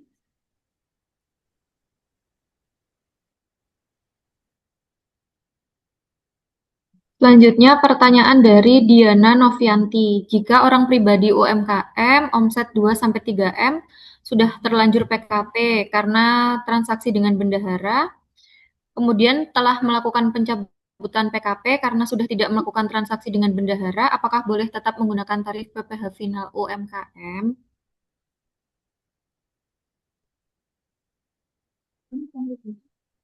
Orang pribadi yang sebelumnya PKP, kemudian PKP-nya dicabut karena sudah tidak bertransaksi dengan bendahara, dengan omset sekarang 2-3 M, apakah tetap boleh menggunakan PPh final UMKM?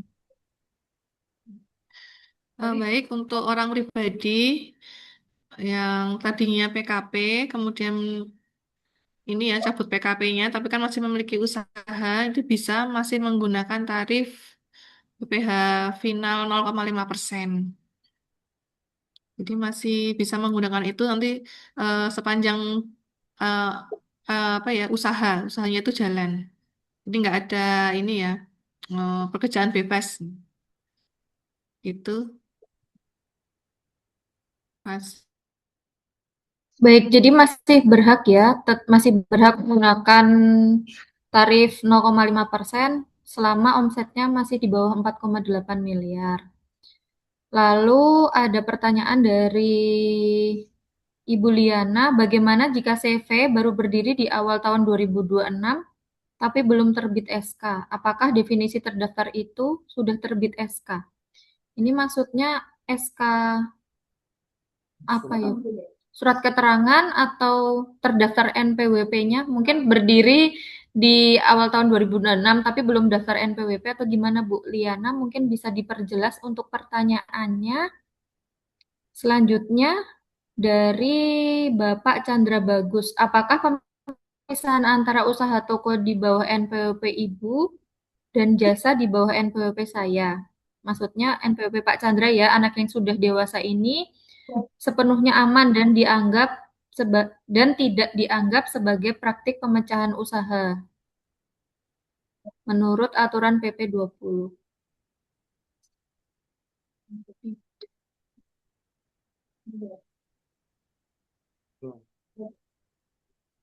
Jadi Bapak Chandra Bagus, untuk pemisahan yang tidak diperbolehkan itu adalah apabila dalam rangka menghindari pajak, usaha penghindaran pajak. Jadi kalau misalnya anaknya sudah punya NPWP jadi yang agregasi penghasilan itu apabila masih dalam satu entitas ekonomi, yaitu suami dan istri, atau misalnya anak yang di bawah umur. Tapi kalau antara orang tua dan anak, meskipun masih dalam satu kakak, tapi dua-duanya punya NPWP, maka itu bisa diperbolehkan untuk eh, dianggap sebagai entitas yang berbeda. Anak yang sudah dewasa dan punya NPWP sendiri, gitu. Jadi agregasi penghasilan yang dipakai untuk menghitung apakah WP ini berhak menggunakan tarif peredaran bruto tertentu, itu apabila NPWP-nya itu masih dalam satu entitas ekonomi, misalnya suami dan istri. Suami istri punya NPWP masing-masing, tapi kalau suami istri secara undang-undang pajak itu satu entitas ekonomi. Nah, sedangkan dengan anak itu selama anaknya sudah eh, dewasa secara hukum, sudah punya NPWP, maka itu sudah dianggap entitas ekonomi yang berbeda. Seperti itu. Jadi, pemecahan usaha atau tidak itu jika diindikasikan menghindari pajak, misalnya begini Bapak Ibu. Eh, Toko itu sebenarnya yang punya secara real itu ibunya. Uang masuk ke ibunya, penghasilan semuanya masuk ke ibunya. Tetapi di atas namakan anak. Nah itu yang nggak boleh. Karena ada indikasi menghindari pajak. Tapi kalau misalnya yuk masing-masing kok. Anak saya ngelola sendiri, saya juga ngelola sendiri, penghasilan ya masing-masing. Pengeluaran-pengeluaran untuk operasional toko masing-masing, ya itu nggak masalah. Jadi jangan takut. Kalau misal Bapak Ibu ragu, nggak apa-apa konsultasi ke kami. Realnya bagaimana sih seperti itu? Karena sangat kami apresiasi sekali ya Bapak Ibu yang berhati-hati sekali dalam menjalankan kewajiban perpajakannya. Sekali lagi kalau misal memang tidak diindikasikan sebagai penghindaran pajak, itu insya Allah aman. Dan agregasi penghasilan hanya dihitung dari satu entitas ekonomi saja. Baik, di sini sudah menunjukkan waktu 10.43 ya. Nanti kita akhiri Zoom meeting pada kesempatan siang hari ini pukul 11 ya Bapak Ibu semua. Di sini kami berusaha untuk menjawab pertanyaan yang sudah masuk. Dan sebelumnya kami memohon maaf kalau memang masih ada pertanyaan yang belum terjawab.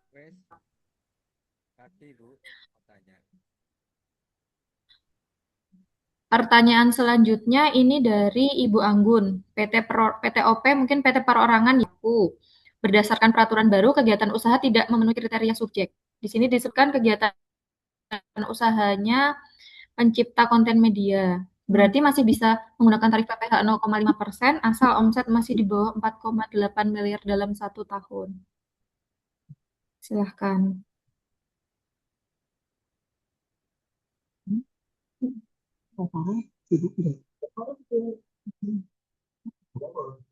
Tadi kesini buka-buka SPP soalnya. Kesini buka SPP. SPP-nya dia tuh.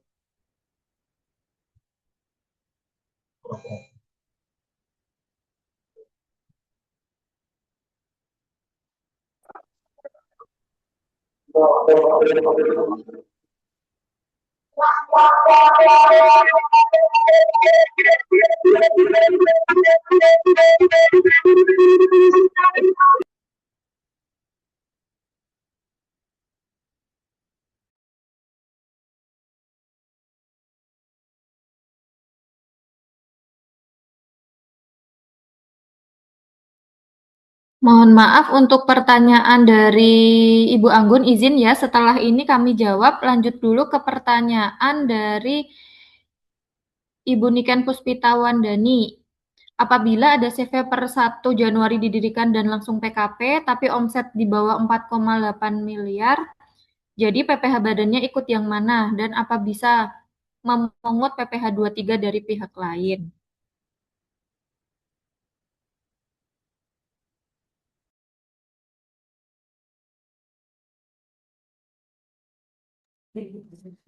Itu terdaftar tahun Januari tahun 2025 ya. Nggak ada tahun Oh, seumpama PT-nya tadi terdaftar tahun 2026 itu kan CV.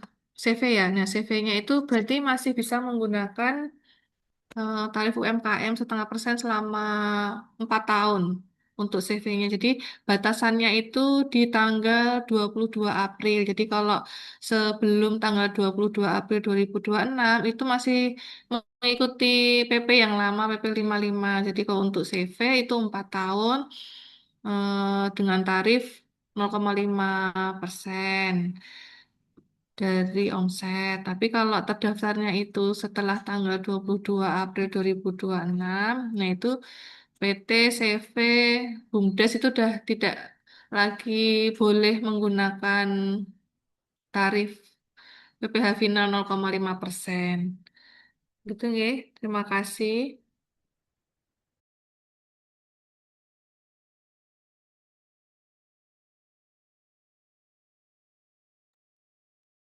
Kan di aturan lama ada pakai kalau pelajaran bebas. Selanjutnya ini ada izin bertanya PPh final 22% itu cara hitungnya bagaimana? 22% dari laba, untuk rumusnya bagaimana? Ini dari Emir Jaya Abadi.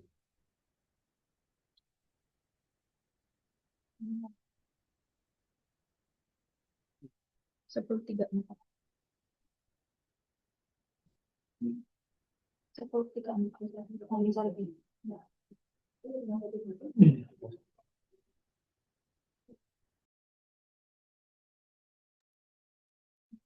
Baik, untuk penghitungan PPh final, bukan PPh final ya, ini PPh final 22%. Cara penghitungan. Nah, mungkin yang dimaksud adalah tarif umum ya, 22% dari keuntungan bersih ya, di net profitnya ya. Jadi kan ada dua pilihan ya, untuk ada pilihan pertama tadi pakai final 0,5%, kemudian kalau udah nggak memenuhi kriteria harus memakai tarif umum 22% dari keuntungan bersih.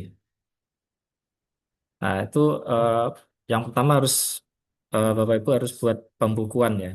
Di laporan laba rugi itu akan ad- ada omsetnya berapa, dikurangi biaya-biaya, biaya administrasi, gaji, dan sebagainya.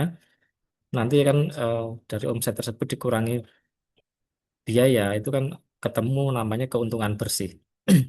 Jadi keuntungan bersih nanti dari keuntungan bersih tersebut dikali tarif 22%. Nah, itulah pajak yang harus Bapak Ibu bayar di SPT tahunan.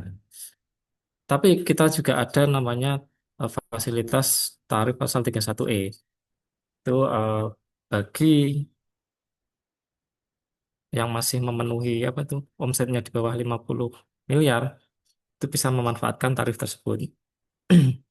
Bahkan kalau omsetnya di bawah 4,8 itu dapat separuhnya ya. Jadi dikali 50%-nya dari keuntungan bersih itu kemudian dikali tarif 22%. Jadi sisa tarif efektifnya adalah 11%. Jadi 22% ini hanya untuk WP dengan yang full ya 22% ya. Itu WP yang omsetnya di atas 50 miliar. Kalau masih di bawah itu ada pengurangan tarif setengahnya. Yang di bawah 4,8 miliar meskipun pakai tarif umum itu kena 11% tarif efektifnya. Yang di- lebih dari 4,8 miliar itu ada dua pengenaan tarif ya. Atas omset yang di bawah 4,8 itu kena 11%, yang di atas 0,48, di atas 4,8 miliar itu kena 22%. Jadi 31E itu ada pemecahan tarifnya seperti itu. Jadi kalau yang di atas 50 miliar omsetnya itu udah full kena 22% dari keuntungan bersih. Jadi Bapak Ibu nanti dilihat dulu omsetnya di mana posisinya. Kalau di bawah 4,8 tarif efektifnya cuma 11%. Kalau lebih dari 4,8 kena dua, yang atas omset di bawah 4,8 itu kena 11%, atas omset yang lebih dari 4,8 kena 22%. Yang omsetnya di atas 50 juta, 50 miliar, itu full kena 22%. Jadi meskipun pakai tarif normal tetap ada fasilitas pengurang pajaknya ya Bapak Ibu. Jadi cara ngitungnya nanti bisa Bapak Ibu cek di internet ya, di Google ya, kalkulator pajak ya. Nanti pilih fasilitas tarif 31E. Itu nanti Bapak Ibu akan dibantu untuk menghitung simulasi omsetnya berapa, keuntungan bersihnya berapa, nanti pajaknya sekitar berapa, nanti akan ketahuan. Mungkin itu yang bisa saya jelaskan. Baik, terima kasih Pak Suhada. Itu sekaligus menjawab pertanyaan dari Muamirul ya.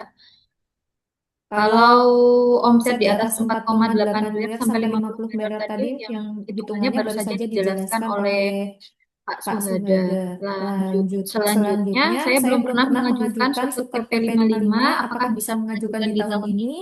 Jawabannya bisa ya, Bu Zahwa. Silakan monggo bisa diajukan di Kortex DJP.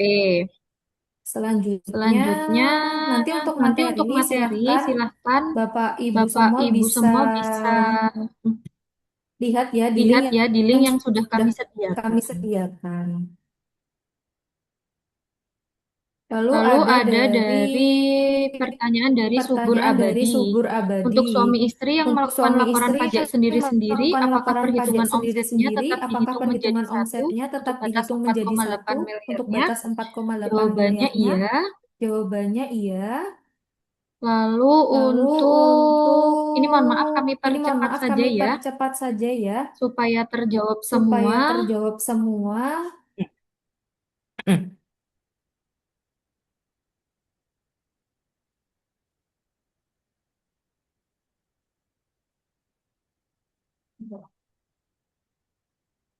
Selanjutnya, Selanjutnya,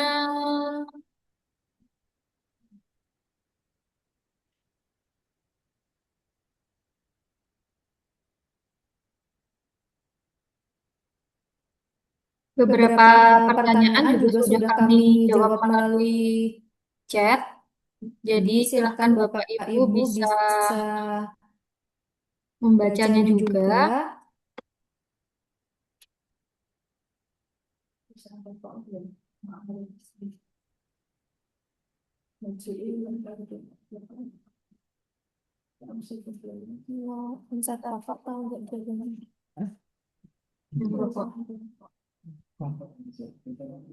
Jemputannya saya ada 2 pertanyaan. Sudah tamat sih.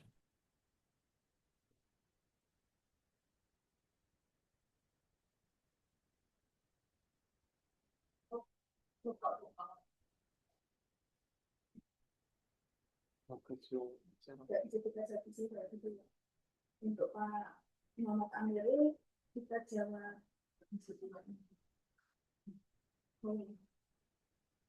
Sesuai.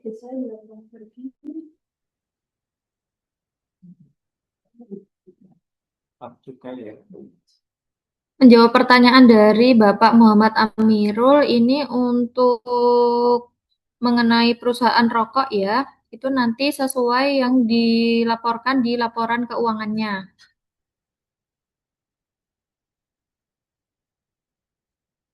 Baik, di sini mungkin satu pertanyaan lagi yang belum terjawab.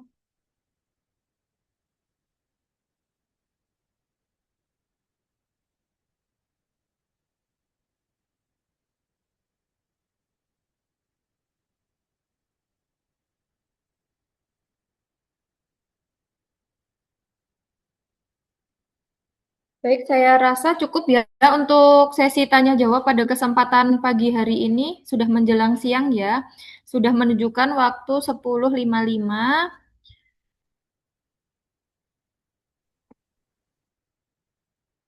Nanti sekali lagi untuk materinya itu nanti bisa Bapak Ibu unduh di link yang sudah kami bagikan. Kemudian sedikit merangkum ya Bapak Ibu semua pada tentang aturan PP 20 tahun 2026 ini. Jadi untuk orang pribadi UMKM yang omsetnya masih di bawah 4,8 miliar dalam 1 tahun itu masih tetap menggunakan tarif 0,5% selamanya ya. Batas waktunya itu nanti belum ditentukan. Kemudian untuk selain orang pribadi, baik CVPT dengan batasan tanggal terdaftar di 22 April 2026 itu juga masih bisa menggunakan tarif PPh 0,5% selama masih memenuhi persyaratan itu, omset di bawah 4,8 miliar. Dan yang terdaftar sebelum 22 April 2026 apabila masih masuk dalam range tahun penggunaan tarif 0,5% itu juga masih bisa digunakan. Baik, saya rasa cukup sekian untuk sosialisasi PP 20 tahun 2026 ini. Terima kasih atas partisipasinya ya, antusiasnya Bapak Ibu semua dalam mengikuti jalannya kegiatan. Kami tim penyuluh KPP Pratama Tulung Agung mohon maaf jika terdapat kesalahan dan mohon maaf jika masih ada pertanyaan yang masih belum terjawab. Terima kasih. Selamat siang. Wassalamualaikum warahmatullahi wabarakatuh. Waalaikumsalam warahmatullahi wabarakatuh.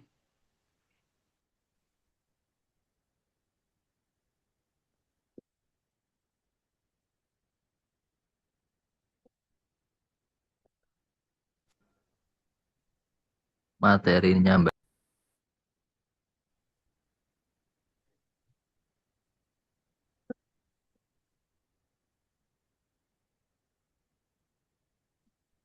Materinya belum. Bapak Ibu yang tadi ada pertanyaan mengenai sosialisasi secara offline ya. Sementara ini karena eh, tenaga kami terbatas, jadi sosialisasinya kami selenggarakan secara online. Namun apabila Bapak Ibu misalnya mewakili sekelompok wajib pajak gitu, asosiasi atau apapun itu, silahkan dapat menghubungi telepon atau WhatsApp KPP Pratama Tulung Agung. Dan sebaiknya bersurat ya Bapak Ibu, karena kalau kami harus penugasan keluar, kami butuh surat tugas, dan jadi Bapak Ibu nanti bersurat meminta apa namanya, meminta sosialisasi penugasan sosialisasi PP 20. Jadi kami sangat welcome apabila Bapak Ibu memerlukan sosialisasi offline, silakan bersurat atau menghubungi dulu di nomor berikut.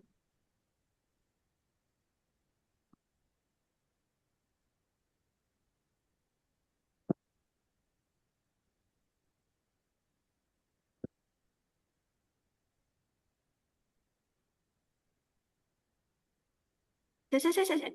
Nomornya. 081. Ya ada.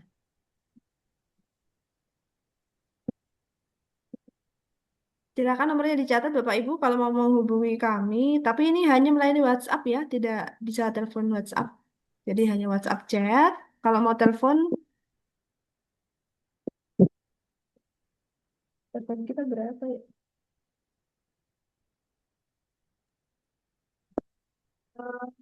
0355 36666. Iya, jadi itu teleponnya. Ya untuk materinya habis ini kami upload ya Bapak Ibu. Jadi setelah Zoom ini keluar nanti Bapak Ibu bisa cek kembali di linknya, dicek secara berkala, kami upload di situ nanti. Terima kasih. Apabila tidak ada lagi yang tanyakan, tadi sudah ditutup ya. Ya izin kami end meeting.